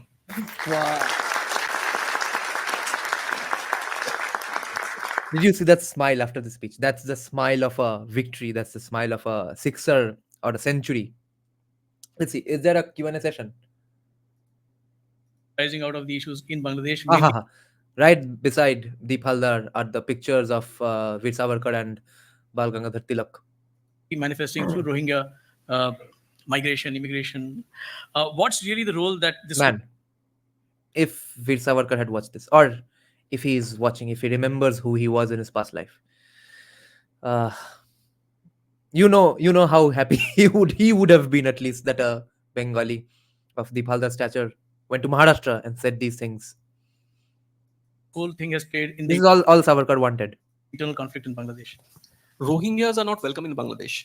Rohingyas have been kept there under Hasina, but Hasina had in her time spoken about the Rohingya issue to be addressed by the international community. Rohingyas not welcome in Bangladesh. That this should be a T-shirt slogan. Whatever I have understood within Bangladesh's civil society, I don't think they want Rohingyas there. They look at it as a problem. So I don't think Rohingyas, every political party may not come out and say this, but the civil society definitely, much of its civil society, except the NGO circuit. So there are many NGOs working within Bangladesh, and there are Bangladeshis who are NGO circuit se yaad aaya. Sanjeev Sanyal, I think the thing he hates most right after fake intellectuals is the idea of an NGO. He has pointed out so many times that there are actually more numbers of total number of NGOs in India is more than the total number of policemen in India. Okay, and the way he makes fun of NGOs in his books and stuff. If he became the premier dictator of India, I think NGOs would definitely disappear. engaged with such NGOs professionally. So except that circuit, which deals with Rohingyas, I don't think the civil society per se, the mainstream Bangladeshi civil society, looks at Rohingyas very favorably. You brought up the topic of NGOs, and I know there are always sometimes some NGOs which are looked upon a little suspiciously. But people have been talking A about the deep state and B about also things like the Ford Foundation, which ostensibly worked with Muhammad Yunus. So do you see a connect there? Do you also see it as a deeper conspiracy, or is it just press making a little bit too much out of it? No, it's not. I have been consistently writing about Bangladesh much before the August 5 crisis happened, where Sheikh Hasina had to flee and come to India. I've been writing about Bangladesh, and let me tell you, sir, January 7, the national elections were held, which brought back Hasina into power. It was a completely rigged election, I have to say this. But anyhow, she came back to power. But before that, American diplomats have been meeting, forget opposition parties like the Bangladesh Nationalist Party. Top diplomats, American diplomats have been meeting Jamaat. Okay, and I've written about it, that why are US diplomats meeting Jamaat? Because the Jamaat was barred by the Bangladesh Supreme Court from participating in elections. So what was the point of US diplomats meeting Jamaat? So this is a conspiracy, quote unquote, which goes back in time, not just August 5. So of course there was foreign hand. To what degree and what their motives are conjecture, because we don't, this is deep state, you don't really know. So at least Abid Sen, tell me something. You're saying Hindus and Muslims in Bangladesh are united against Rohingyas. I've heard that Hindus and Muslims, the Bengali-speaking Hindus and Muslims, are having some sort of trouble with the tribals as well. Is that so as well? I don't know. I mean, there would be knowledgeable people, but I don't know. But I know this, that not everything was okay in Bangladesh since October last year, when the American diplomats rather openly started talking to every kind of people in Bangladesh's political spectrum, even people who were not allowed within the political spectrum because they're of their extremist views. So why would you do that? So yeah, there is of course a foreign hand. Sure. Moving to Bangladesh-India ties, for a country where, as you rightly said, we played more than a larger role in the creation of Bangladesh. I think our ties have gone through mixed. We also have very strong commercial ties, both in terms of import-export, textile sector, etc. So where do you think the trouble really started in the recent times? It seemed to be actually going on a much better strain, and we suddenly seem to have come downhill on the diplomatic relationships. So again, this is a problem which I have spoken about. On the face of it, India and Bangladesh were friends under Sheikh Hasina. But if you had gone to Bangladesh like I did, you'd see that in the civil society of Bangladesh, there was intense and there is intense hatred for India. They see India as a big brother. They see India, of course, as a Hindu majority country. And what he's saying is very, very significant, guys. Because note, he's saying that the civil society of Bangladesh hates India with all their fucking guts for just being, I guess, politically bigger power player and stuff. So imagine what the non-civil society of Bangladesh hates India, to what extent and for what, for which reasons. So basically, everyone in Bangladesh hates India. Think Indians, Hindu Indians hate Muslim Indians. They see this as a, as a country which literally runs their show. Hasina was known in Bangladesh as Modi's dictator. Okay, that's the political language that was used, so I can use it. And there was intense hatred for Indians in much of, not everybody, but much of Bangladesh's civil society, which has been there for a very long time. And even during the time of Hasina, she could not do anything about it. And I think the fact that she stuck on to power for so long, and with at least one election which I saw, which was completely unfair, quote unquote, she it intensified. So I don't know what fueled what, whether Hasina staying on in power made Bangladesh's civil society hate India more because they saw in it India's hand, in letting Hasina continue in Bangladesh, or it was anyway there to begin with because of not just religiosity, also the fact that they think that India has this advantage in every which way over Bangladesh, which they are not comfortable with anymore. So there's this need to in the civil society to assert itself, which was Yeah, well pointed out, Avinav. The civil society of Bangladesh has started hating India, especially more after 2014, because the civil society of Bangladesh is entirely commie-secular. there even during Hasina's time. Some of their most famous, most popular bloggers and YouTubers, if you see what they have to say, read what they have to say, hear them, if you follow the language, you'd know there's intense India hate, and right through the last decade. So, Deep, I know, and I spoke to Sanjeev once, and he said that you really have studied the whole Bangladesh from its birth. And like you said, from a cultural identity, when did Bangladesh transition into this religious identity, and when did that become an India hatred issue? So, like I said, it was an interesting experiment that happened in 1971. But I think, let me No, Boishalidi, the civil society is not really Islamic communist. They are truly secular commies. The rest of Bangladesh is probably that. go back in time. This is something I had to speak, but it slipped my mind. Many people do not know, but the first law and labor minister of independent Pakistan, okay, was a gentleman who was a who was a Bengali Dalit Hindu. Okay, so this gentleman, Mr. Mandal, Jogendranath Mandal, stayed back in East Pakistan after partition, and he chose Jinnah's Muslim League over Nehru Gandhi's Congress. And his reasoning was that, look, upper caste Hindus discriminate against lower caste Hindus. Upper caste Hindus, the Brahminical social order, also discriminate against the Muslims. So the lower caste Hindu. ये Brahminical social order का चूतिया पा. So I grew up in a commie family. I didn't know what even my Gotra was, Sampradaya was. I found out all those things after I became a right winger. Okay, I started tracking a bit of my lineage. So then I came to know that there were people around us, even from our caste, who used to use casteist slurs for the Namashudras. Okay, the lowest castes, which are the majority, I think, among the Bangladeshi Hindus. Okay, so again, like every right winger in India today knows that it's not just. It has never been just Brahmins hating everyone else or directly the Shudras and stuff. Everyone fucking hated everyone who was of a lower status. And what did their hate entail?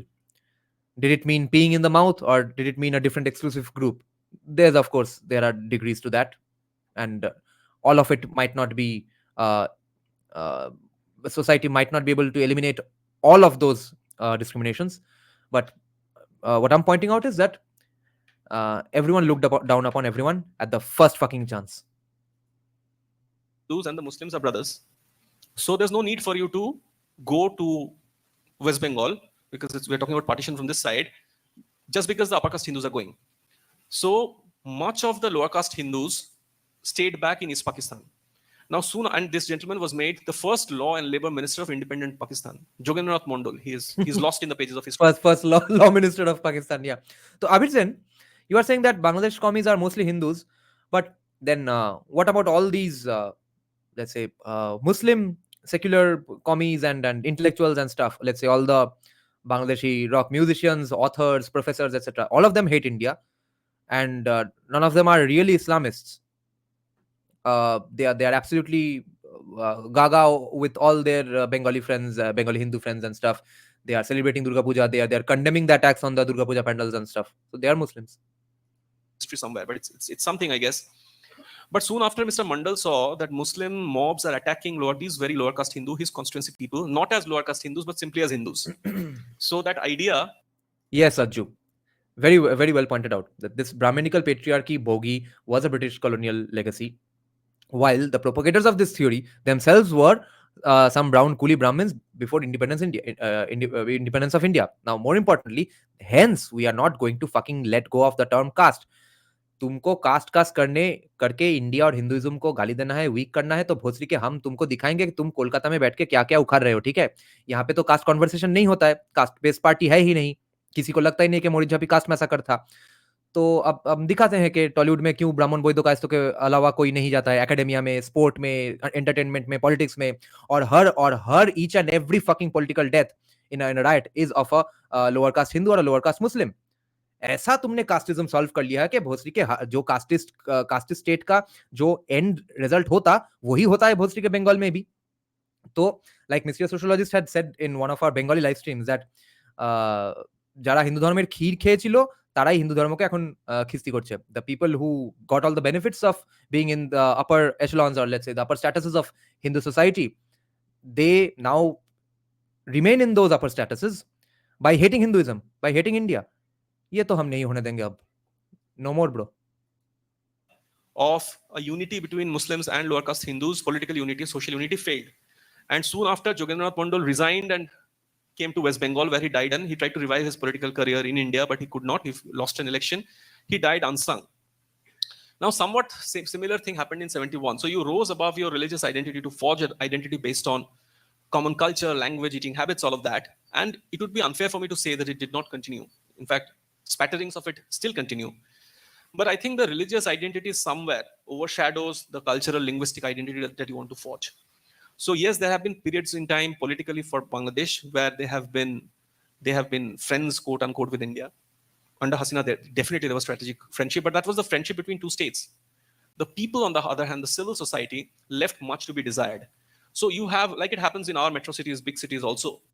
So you have a class of people who mix well, and there may be interreligious marriages, and there are films and music where cultures come together.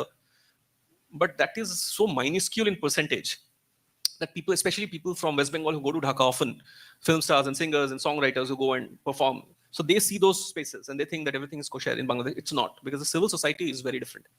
So right through, it's like in East Pakistan, it happened, with Jogendranath Mandal and how he realized his mistake.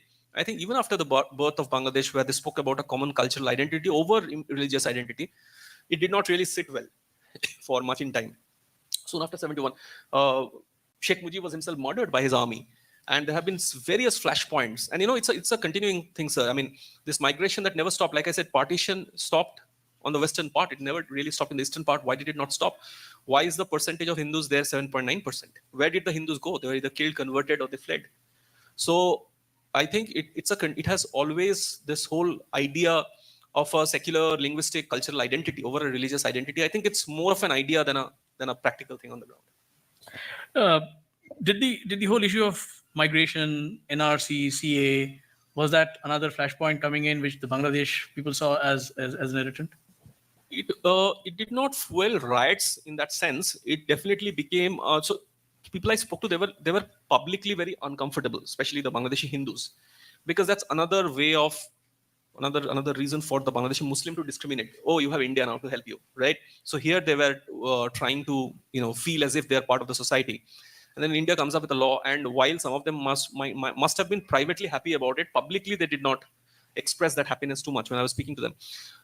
But did they lead to more tension between communities? No, the tension was already there. Okay, it was already there. India hate is very rampant. Okay, right before the Halder presents his next point, Nandish is bringing out something very important here, very significant. That yes, kids today are being rebellious by being traditional. It's absolutely the case. It's the counter culture to be religious, at least in the cities.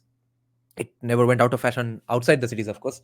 At least in the core urban areas, at least in Mumbai, Pune, maybe not Pune, Probably Mumbai and Bengaluru, as far as I've come to understand it, even Delhi, definitely fucking netly Kolkata. Okay, so in these spaces, it's definitely a counterculture, and it's going to be more so. And you see, since I come from a liberal leftist rock music, Western movie kind of a background, I have always known that I'm part of the counterculture anyway.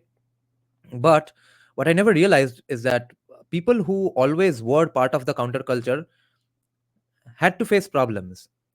Um, I guess the highest amount of problem I faced was someone making fun of my long hair, someone saying that what's this rock music and stuff? You should listen to Baul music or Rabindranath Sangit. That's the extent of it. The amount of thinking and let's say, I mean, uh, self censoring I do today to remain in this counterculture. Today I realize that yes, this is what it feels like to be truly part of a counterculture. Everything I post on WhatsApp statuses, Instagram statuses, whether I share it on Facebook story or not, what I post on Facebook, in what tone, for every fucking thing, I have to remember who all are going to read it, what's the tone of it, what's someone going to say about it 5 years from now, 10 years from now. Are they friends with my parents? Do they know where my parents work and stuff? That's what it feels like to be truly part of a counterculture when you don't have the privileges of being in the mainstream. So yeah, we are in the counterculture. We are the punk rock folks of India today. You have in common parlance, we say Nina, I don't have any comment on it because I don't know the exact story of Romeo and Juliet. I just know that they were a couple that whose parents did not want them to get married and stuff. things to each other, right? We do it in every society. So in say Dhaka University campus or elsewhere in Dhaka, if you have to sort of even jokingly attack a Bangladeshi Hindu, if you happen to be a Bangladeshi Muslim, you will call him an Indian or a raw agent.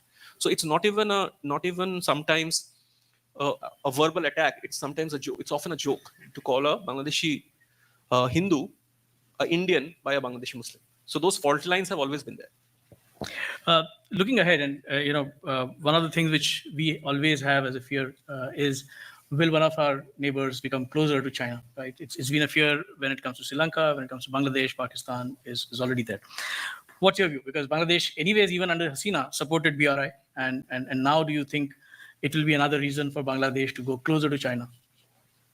You know, politically, Bangladesh is in a very weird space right now because if you have been following news, if you have been seeing the headlines from the past 2-3 days, the Bangladesh Nationalist Party, which is the arch rival, it's like BJP Congress, arch rival of Sheikh Hasina's Army League, some of their leaders are saying that you should not ban Awami League, okay, and you should not call them anti-national, etc.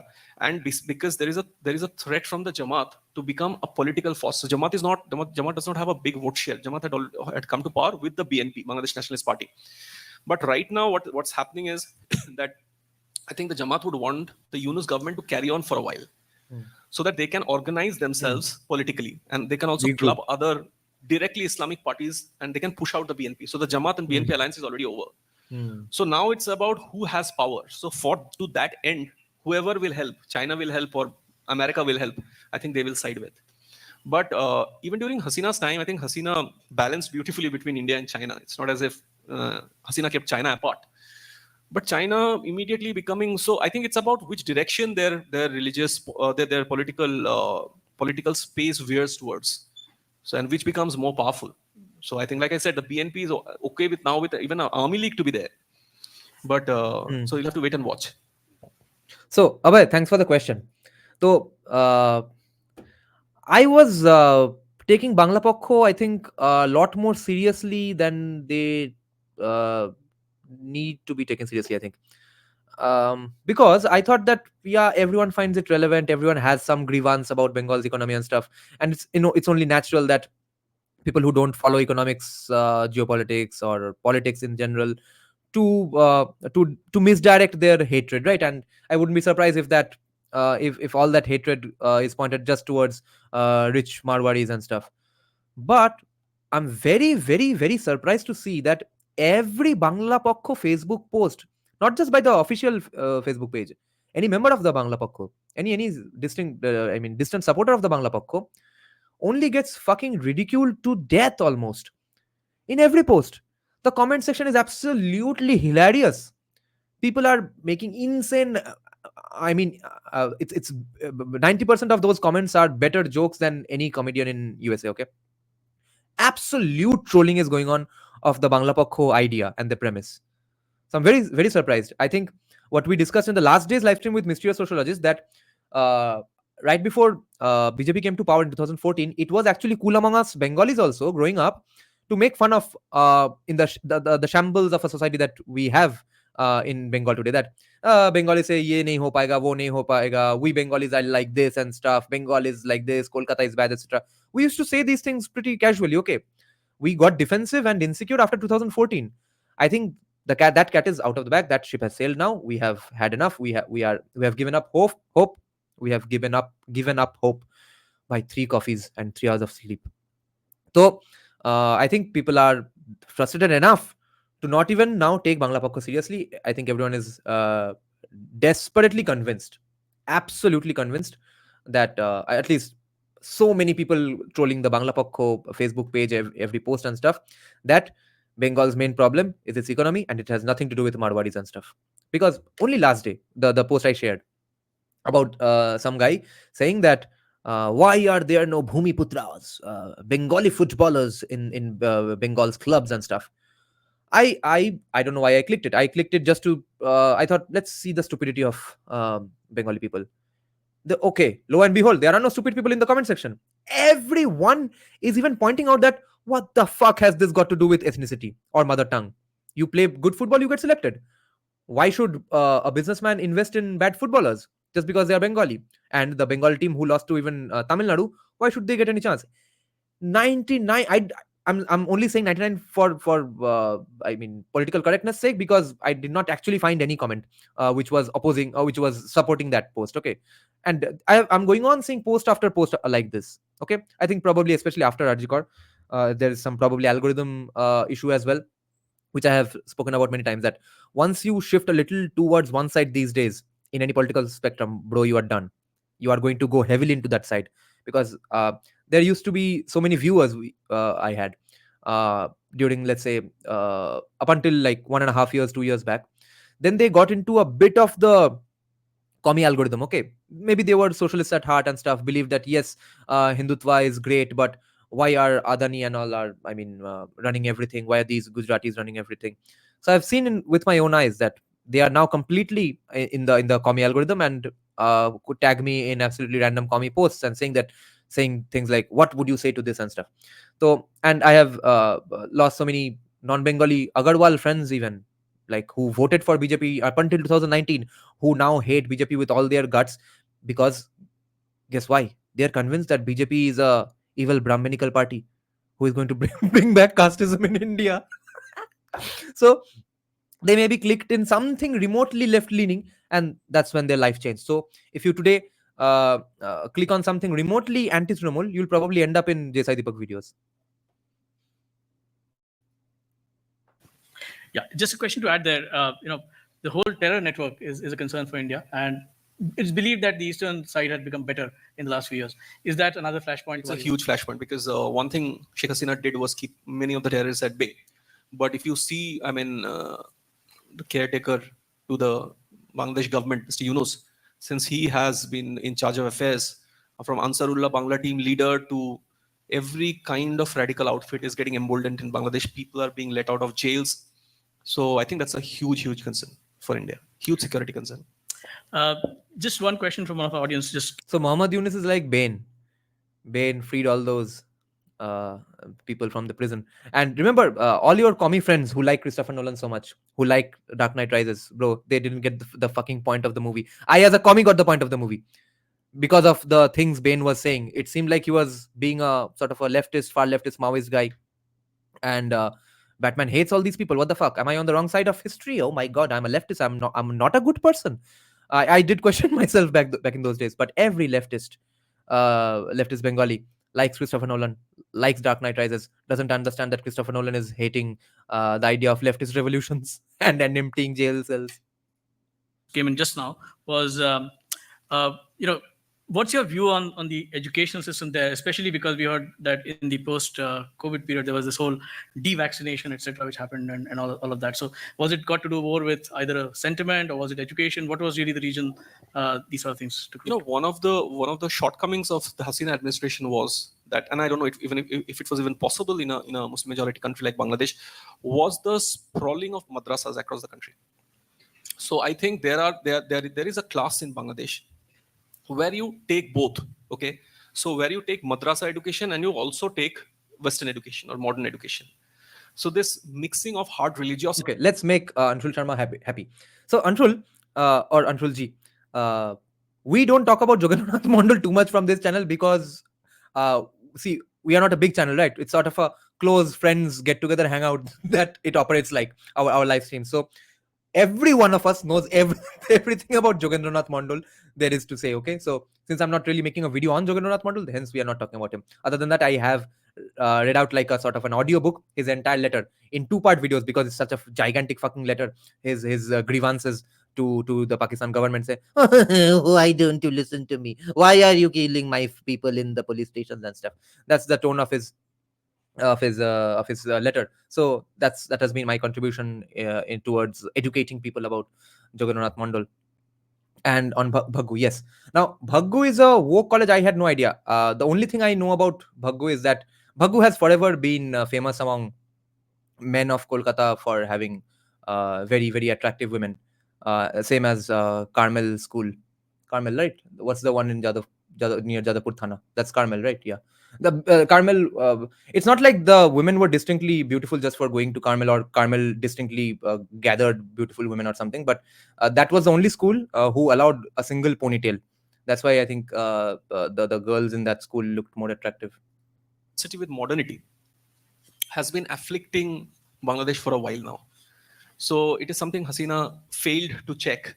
And also Mr. Zakir Naik, I mean, somebody, a Bangladeshi intellectual told me that ever since Zakir Naik came into the scene globally, he told you that you can be both modern and radical at the same time.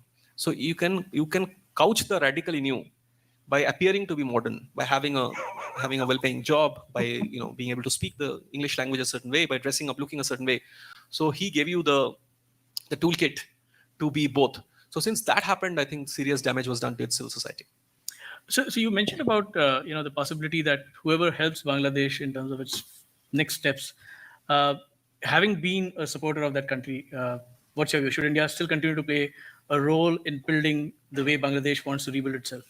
See, Bangladesh can't do without India. You spoke about commerce. So if India, I mean, Bangladesh still is not at a space where it can openly come and say that we are Pakistan to you. We are the new Pakistan. I think India should definitely push. अरे Bangladesh can't operate without India. ये तो बांग्लादेश के अलावा सबको पता है. So Abhay, yeah, Bhaggu is popular for fashion and college fest. Yes. And even MTV Rock On first season's audition was held in Bhaggu. I had gone to that audition with not my original band because my main band was a metal band. They would not accept us anyway. I went there with a band with which we did just 2 or 3 rehearsals and did some Bollywood covers and stuff. Back against what it thinks is not in its interest. So I mean, commerce should come at like Mr. Modi has said that he has mainstreamed the plight of Hindus and he has come under attack from within India, sections of our media, etc. I think it's a very good thing that you should keep pushing them back on whatever you think is not in your interest. So India should keep looking at Bangladesh. I think it's my view. Keep the channels of business open, but also tell them directly on their face what India's concerns are. So we'll move a little to the West Bengal or to our part of Bengal. And I think one of the things, and I think among some of our friends, so I'll take that as my second question maybe. But so West Bengal was definitely the commercial hub. I mean, Calcutta was. Good question. Confused, yes. Dada Bhadralok's definition. What is the definition of the Kolkata Komi Bhadralok upper caste? Because he's saying that he's a Janudhari Brahman who does puja part in his home as well. You are a Bhadralok, even if you're not a Komi, if you are a Congress or Trinamool supporter or come from such a family, okay? Basically liberal, secular and stuff. One of the best cities in India. And it is now on most of the economic indicators. But also, not just if you are a CPM or, Trinamool or Congress supporter. You have to have the consumption patterns of the Bhadralok, okay? Which means going to the elite institutions, having watching similar kinds of sports as the Bhadralok. I mean, like, let's say your favorite sport is has to, if you're a Bhadralok, is probably football, and you watch only foreign leagues and stuff. You probably, if you are a Bhadralok, you have gone to some elite institution, probably La Martiniere, South Point, and stuff, and you think badly of Hindutva, or if not, at least recently you used to think so, then you have had a Bhadralok upbringing. And another another sign is that you only have friends in the Brahman, Boidya, and Kaisto castes. Already amongst the lowest now. And you said this, that it's not just because of the communist regime of 25 years. So what's led to this, economic downfall of This 60, idea, 70 this years? is definitely due to the communists. No debate there. I think this whole idea that you could have different yardsticks of it is something that I think to a certain degree, not to a bad degree, afflicts your community as well. But I think this whole idea that you can have a different yardstick from anybody else, that just because you are culturally superior, you can get away with not earning money, has afflicted Bengal. And how? I mean, there's no other way of putting it. So Bengal has very different. अरे भाई दीप हल्दर क्या खा के इस speech में आया. But Ajju is talking about Singhania Academy. Is this Lakshmipat Singhania Academy? We met some of their guys and girls in TTIS Fest in Kolkata for the first time. We were fascinated that their trousers basically looked like a cool jeans. I was so fucking jealous of their uniform. Boishali is saying also, Niranjan, you have to be like Brahmo-esque in the body culture, not by you. Yeah. Yes. Different yardsticks. Kolkata has very different. See, Bengal and Kolkata are not the same. The rest of Bengal and Kolkata are not the same. If you talk to a Bengali outside Kolkata, chances are sure he will intensely hate somebody like me, because most of the rest of West Bengal hates Kolkata. Okay, but unfortunately, Kolkata is where it is, because everybody also wants to come to Kolkata from Bengal. If sure he's not trying to come out. Yeah. So Kolkata is what dictates terms of engagement for the rest of Bengal. Yes. So I think this whole Guys, this is such an important point that so many Bengali right wingers disagree with me on. एक power centre एक ही होता है भाई. तुम जितना ground level connection, वो mass movement, मास leader मरवा लो भाई, नैरेटिव हर जगह में, हर स्टेट में, हर कंट्री में एक दो सिग्निफिकेंट जगह से ही आता है. तो कोलकाता का narrative, I mean West Bengal का नैरेटिव कोलकाता ही बनाता है, कोलकाता ही बनाएगा हमेशा के लिए. तो तुमको कन्विंस करना पड़ेगा अगर नैरेटिव में जीतना है तो. नहीं तो भोसरी के 15 इयर्स बंगाल में भी राज कर लो, फिर बोलो कि भाई सिस्टम तो उनका है. तो अगर वो नहीं करना है तो you have to convince the Kolkata elite. Power transfer either घटिया रेवोल्यूशन से होता है, जो कि इफेक्टिव नहीं होता है फिर भी, या फिर ग्रेजुअली ट्रांसफर होता है थ्रू एलिट्स. ठीक है, yardstick of somehow being able to prove your superiority to your fellow non-Bengali by saying you're culturally superior while not making too much money for yourself or being a sloth at work. What's this phenomenon called, guys? Asceticism is a direct is something that has been passed on by the communists.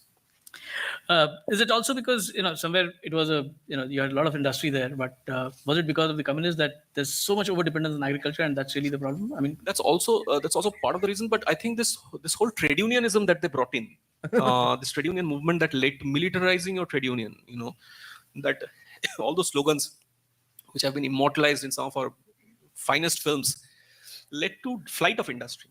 So you can actually trace it back to the time communists. There were troubles before, but also those troubles were also communist troubles. It's also the shade of red, because Naxalism took place before that. So it was. Are Deep Haldar. I had no idea he was going to say these things. We would have such a our conversation was very fun. It was along these lines, but I didn't know he was going to come out of the closet. So even before the communists came to power, so late 69, 68, 69, that's when, if you see, the flight of industries began, and the economic indicators started dipping. So it's because of them, and rise of an political ideology, socio-political ideology, which was very antithetical to the idea of doing business, ease of doing business. So the ease of doing business was taken away. Sure.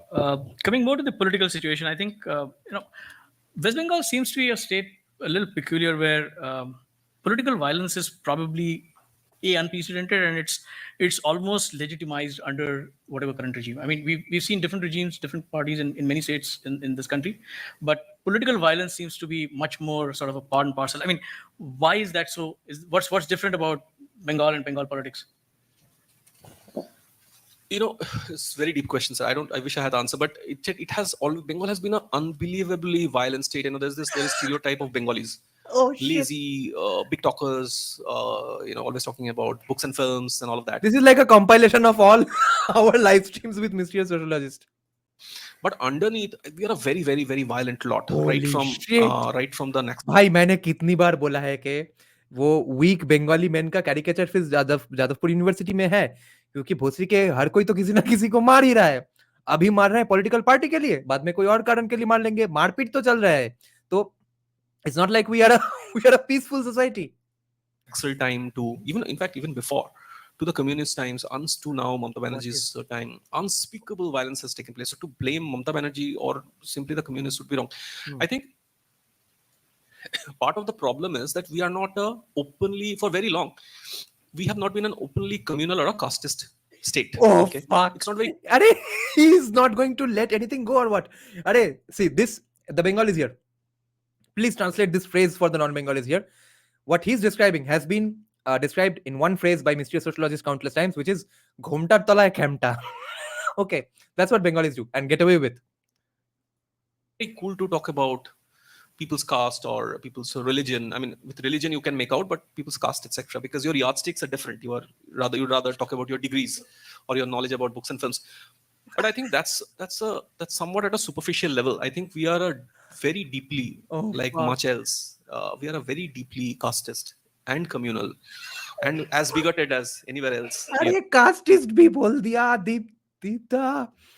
अरे, oh my god. Oh shit. I don't know if Mr. Socialist has watched this.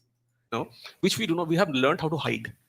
So when there are flashpoints in our, like elections or communal violence, what we don't say comes out through that kind of gruesome violence, because we attack each other with a ferocity that will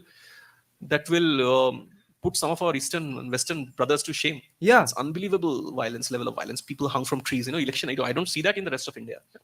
Election. Yeah, and remember, guys, in our one of our earliest live streams with Mysterious Sociologists, we were discussing this, that I had a viewer on my Instagram. I think I had not even started the channel or had just about started the channel. Even before starting the channel, my Instagram had about the College Street Kolkata channel had about 600 followers. Okay, no, even my main personal profile had was gaining some right-wing followers, because Desai Deepak kept sharing everything I tagged him in. Okay, that this page by Desai Deepak in this book is so great and stuff. If I tagged him, he used to share it, and people used to be curious that who is this guy.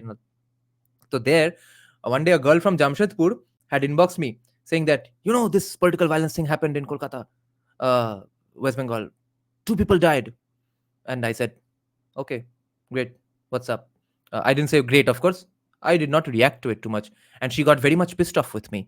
That, what? How can you take this so lightly? Why aren't you pissed off? Why aren't you enraged, outraged? I said, this is pretty common. And she got even more pissed off with me. Because you don't see opposition party workers being hung from trees, which you see in Bengal. So this is not a Mamata Banerjee thing. This has been happening for a while. I think it's because deeply we have not changed, but we have learned how to not talk about it. So this duality in us, where you are still as primitive as perhaps people you attack, but on the face of it, you have learned to couch it in fine words. I think that's to blame.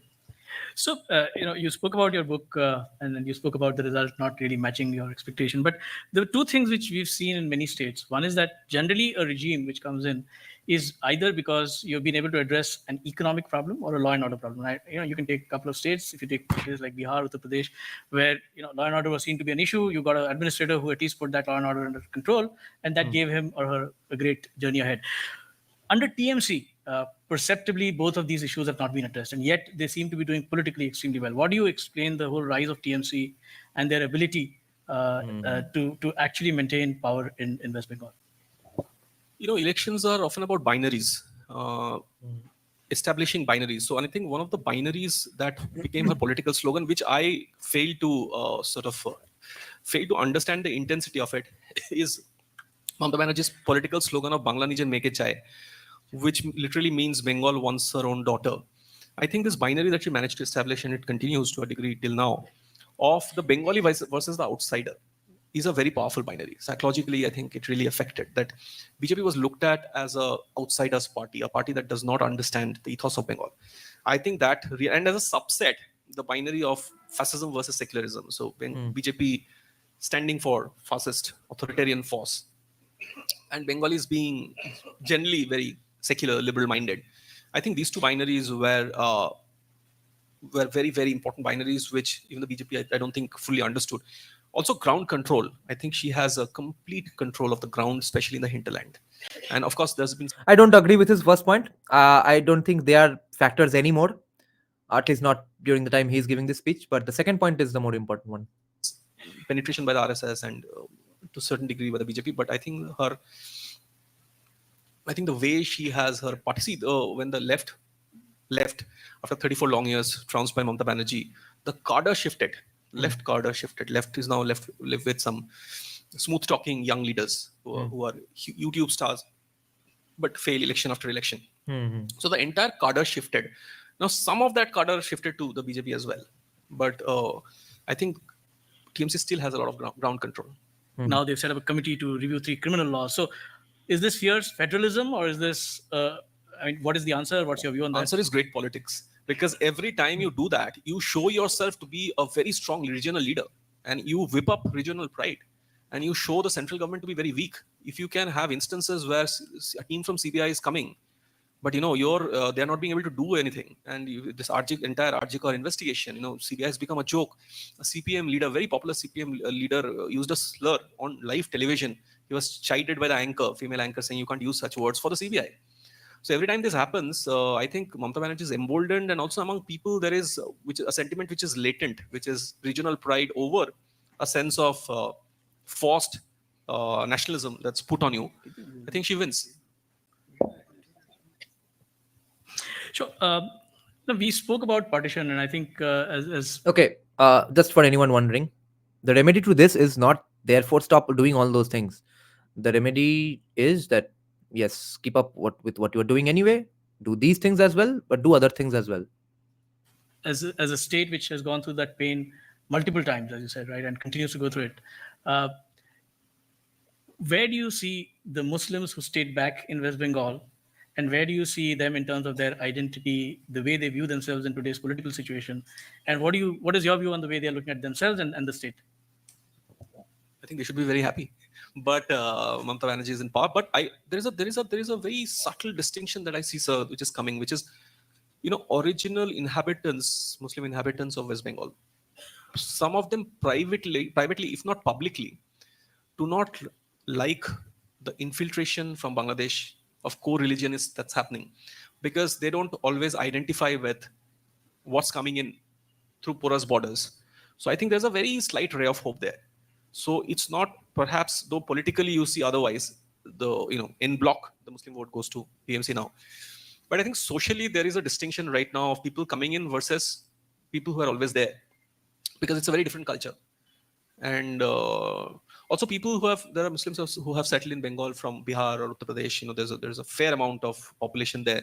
Even, and when I speak to them, I sense that there is a bit of an unease with people coming in from Bangladesh, because even socially they are different from people who are coming in. Some of the people who are coming in. So, but otherwise, I think it's a state where they're fairly. Yeah, Avinav, this is true because some Bengali, at least I guess the most Bengali Muslims of Kolkata, not the ones coming in from Bardhaman and stuff. The people who have been here since before partition and stuff, they are elitist of elitist fucks. No, so they don't have any commonality with them, and they are not very religious. Even like the 4 Muslim friends that almost every guy in Kolkata has. So they don't really like them. Their parents might like for political reasons and stuff. So, but not in general. The very small population you and I are talking about right now, yeah, they don't like them. Fairly okay. There's no problem. I don't see much except for lack of jobs or lack of or total lawlessness at times. Barbarika Smriti, No one knows what the fuck is a Jansang in Bengal. times. I think some of the Muslim public intellectuals, etc., they have now openly come and spoken against it. So, with sort of West Bengal and Kerala were the only two states at one point of time. Kerala now alternatingly is one. Do you Very, very well said, Niner. Very important point. Let me give you two examples. There, I actually had this conversation with Mr. Sociologist as well, that there is now a class in Kolkata who are elite Muslims, Ashraf Muslims, 2 3 generations rich as fuck and stuff, who have had the same Bengali Hindu secular liberal atheistish upbringing as Kolkata's Bengali Hindu boys and girls, and they are not the ones that at the end of the day still marrying 3 times and wearing a burqa and stuff. No, no, they're truly secular. Okay, very maybe small population, but there are. Now they are secular and liberal to such an extent that they almost espouse any of the values that we see in devout Muslims. Okay, I know Muslims who these days say that what's the point of discipline and healthy lifestyles and stuff? I'll just earn money as much as I can, have fun, and die at 40, even if that's the case. I don't want to get married. I don't want to have kids. Life is all about enjoyment and stuff. Plus, there are Muslims I know who are making songs about Ma Durga. There's a very famous, not very famous, an up and coming, I guess, singer songwriter in the independent Bengali music scene, who just this year wrote a very good protest song. Like he was commissioned to do it. It was not his personal project. I was a recording engineer for it. So it's completely addressed to Ma Durga with all his devotion. He has written it himself. He's singing it and stuff. So and there's nothing like distinctly Muslim about him that you'll ever find. His parents, looks and stuff, everything. So and these were the Muslims who had grown up knowing as well that who by look uh, give you the vibe that yes, they are just another Bengali. Now, after growing up, we started seeing burqas and stuff everywhere. So if you see that guy on the road, or see his parents or his grandparents on the roads, you'll think, yeah, that's a random Bengali. So there is a small section of those people. do you see communist government as something which may not happen ever in West Bengal? Is their cadre completely gone? Is that a spent force? I think the BJP will have to bring back the communists.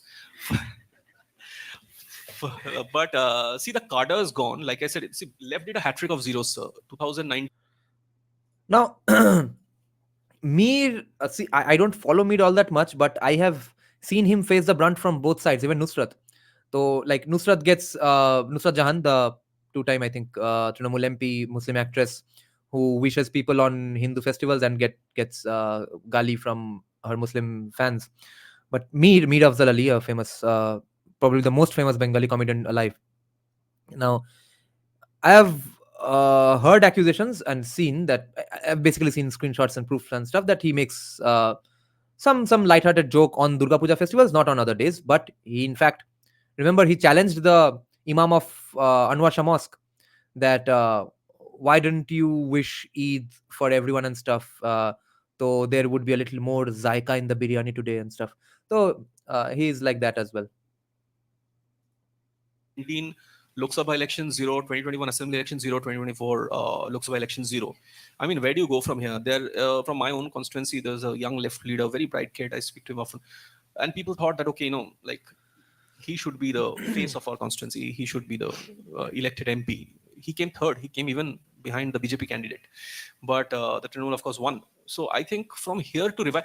I mean, there's never again in politics, but I think it will take some time for the left to revive. But I think the 2026 election is going to be very interesting because you have to see, though there's still time, but there is a palpable disenchantment over the RG Kar incident, and before that over those various scams, most notably in the education system, the educational system with Mamata Banerjee. So you have to see if electorally that does something. But I think the left. तो ये देखो palpable disenchantment तो भाई 10 साल से है, but the problem is who does the riggings and stuff. There is rigging, government employee and stuff.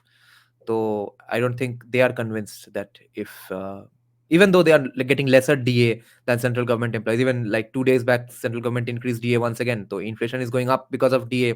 Bengal is getting poorer because Bengal government employees are not getting paid anything, and there's no economy, there's no entrepreneurship in Bengal.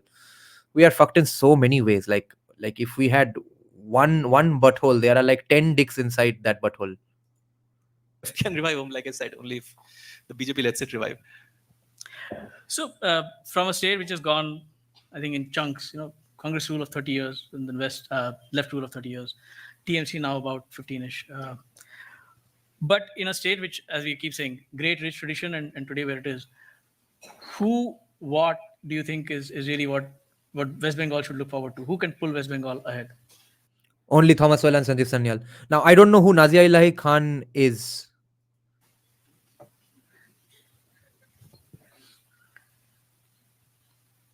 Wow.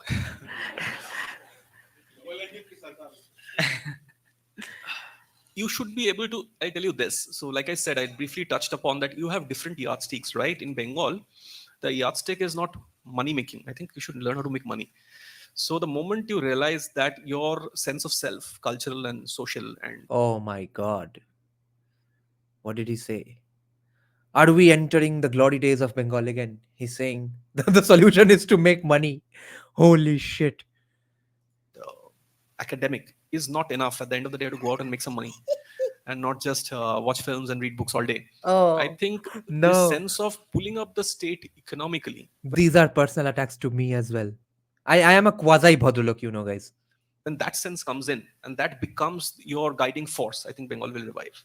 I think it's a debate I keep having with my mother, who sort of who has very different political views than me, and she blames everything sometimes on Mamata Banerjee. So I said, no, she's not the problem. The problem is we as a people.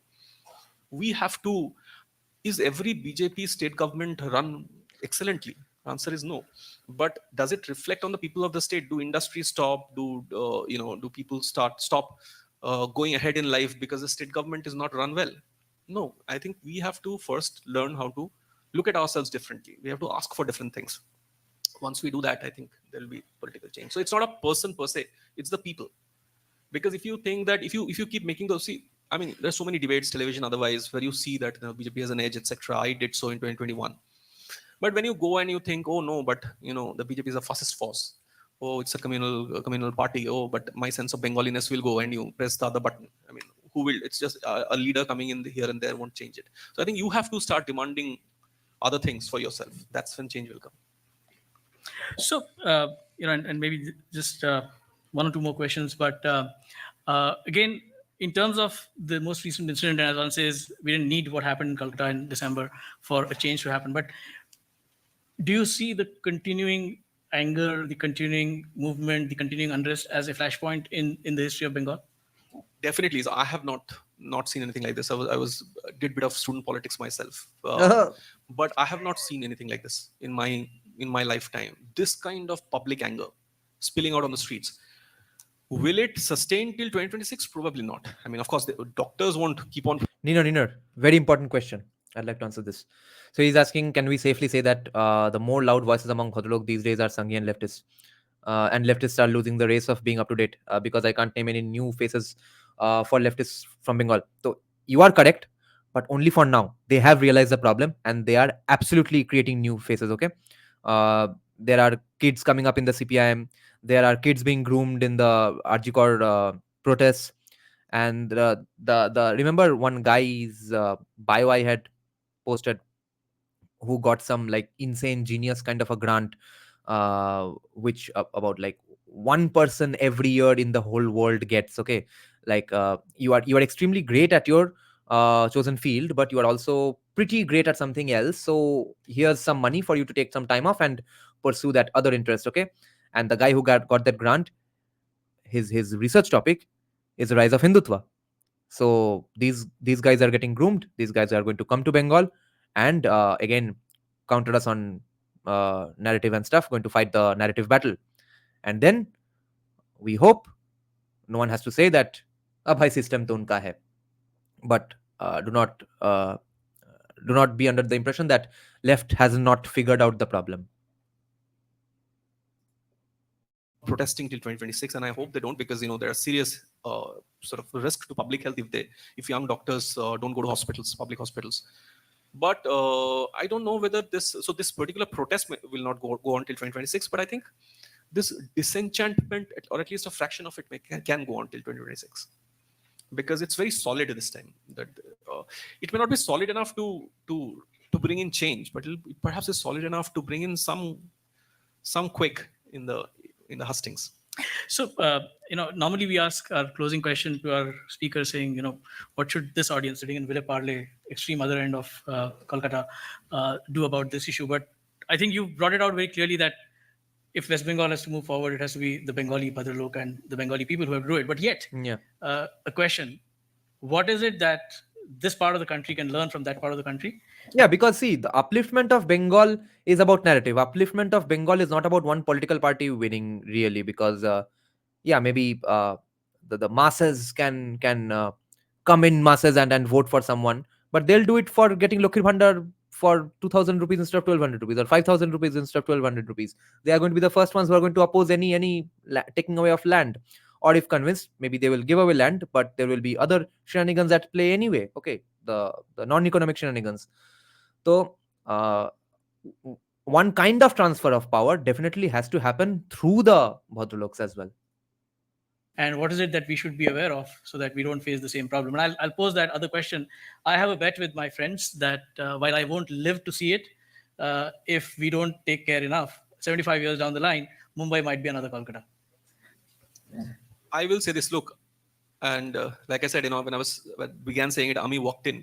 But I am all for what Ramakrishna, the great sage Ramakrishna said, "Jotomot Totopot." Be as open as you can. That according to me at least is the very essence of our faith.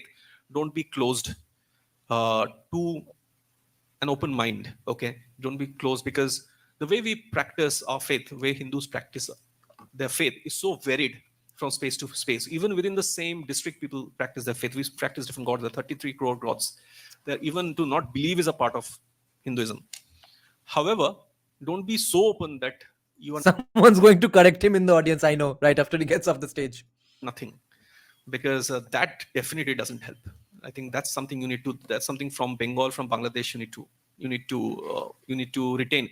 How much of what you will be is up to you, but don't be so open that you completely dilute yourself. I think that's culturally, not just religiously, even culturally. I think it's very imperative. It's not just a question of Bangladesh, Bengal, Maharashtra. I think it's the question of the world. If you look at the world today, you completely dilute yourself of every essence of what made you. It's not a very smart thing to do, I think, in today's world. Thank you so much. I think as the nation celebrates yet another day, thanks to our elected representatives, Parag Aroniji and Abhijit Samanji, who are always there with us. Okay, that's the end of the video. So, actually, shift in roadside party netas is not going to happen, because the way Bengal's economy is, it's completely, I mean, at least the party neta, local party neta economy, it's completely dependent on black money. And those local party netas maybe are second generation, third generation political party gundas and netas and stuff. So it's not like just because BJP comes to power, they are going to become data scientists one fine morning. Who's even going to open a data science, let's say, company or a job to go to in Kolkata just because BJP comes to power? So it's a long game. None of it's happening anytime soon. और देर वो local party नेता को लेके जो भी power में आएगा उसको भी पावर में रहना पड़ेगा इनके हेल्प के साथ ही, इनके हेल्प के बेसिस पे ही. So the tough road is very tough ahead. Some magic can change Bengal. No. Yeah, magic could. Since there is no magic, Bengal is not going to change drastically. Bengal is going to have a tough fucking time. Bengal needs someone like Himanta Biswa Sharma. Yeah, maybe. But even he's not going to... See, the structural problems are structural problems. No one can fix this. Structure is a structure. Structure to hai bhai, decent, I mean, ekdam fucked Bengal mein. So Bengal needs someone like... Yeah, not going to happen. Assamese have high cultural consciousness in terms of their Hindu identity as well. Yeah, even in the cities of Assam. Shay. Okay then. Thanks for joining, guys. It was a nice live stream. Deep Halder came out of the closet. We'll congratulate him the next time we see him face to face. Thank you for joining, guys. Good night. Bye-bye.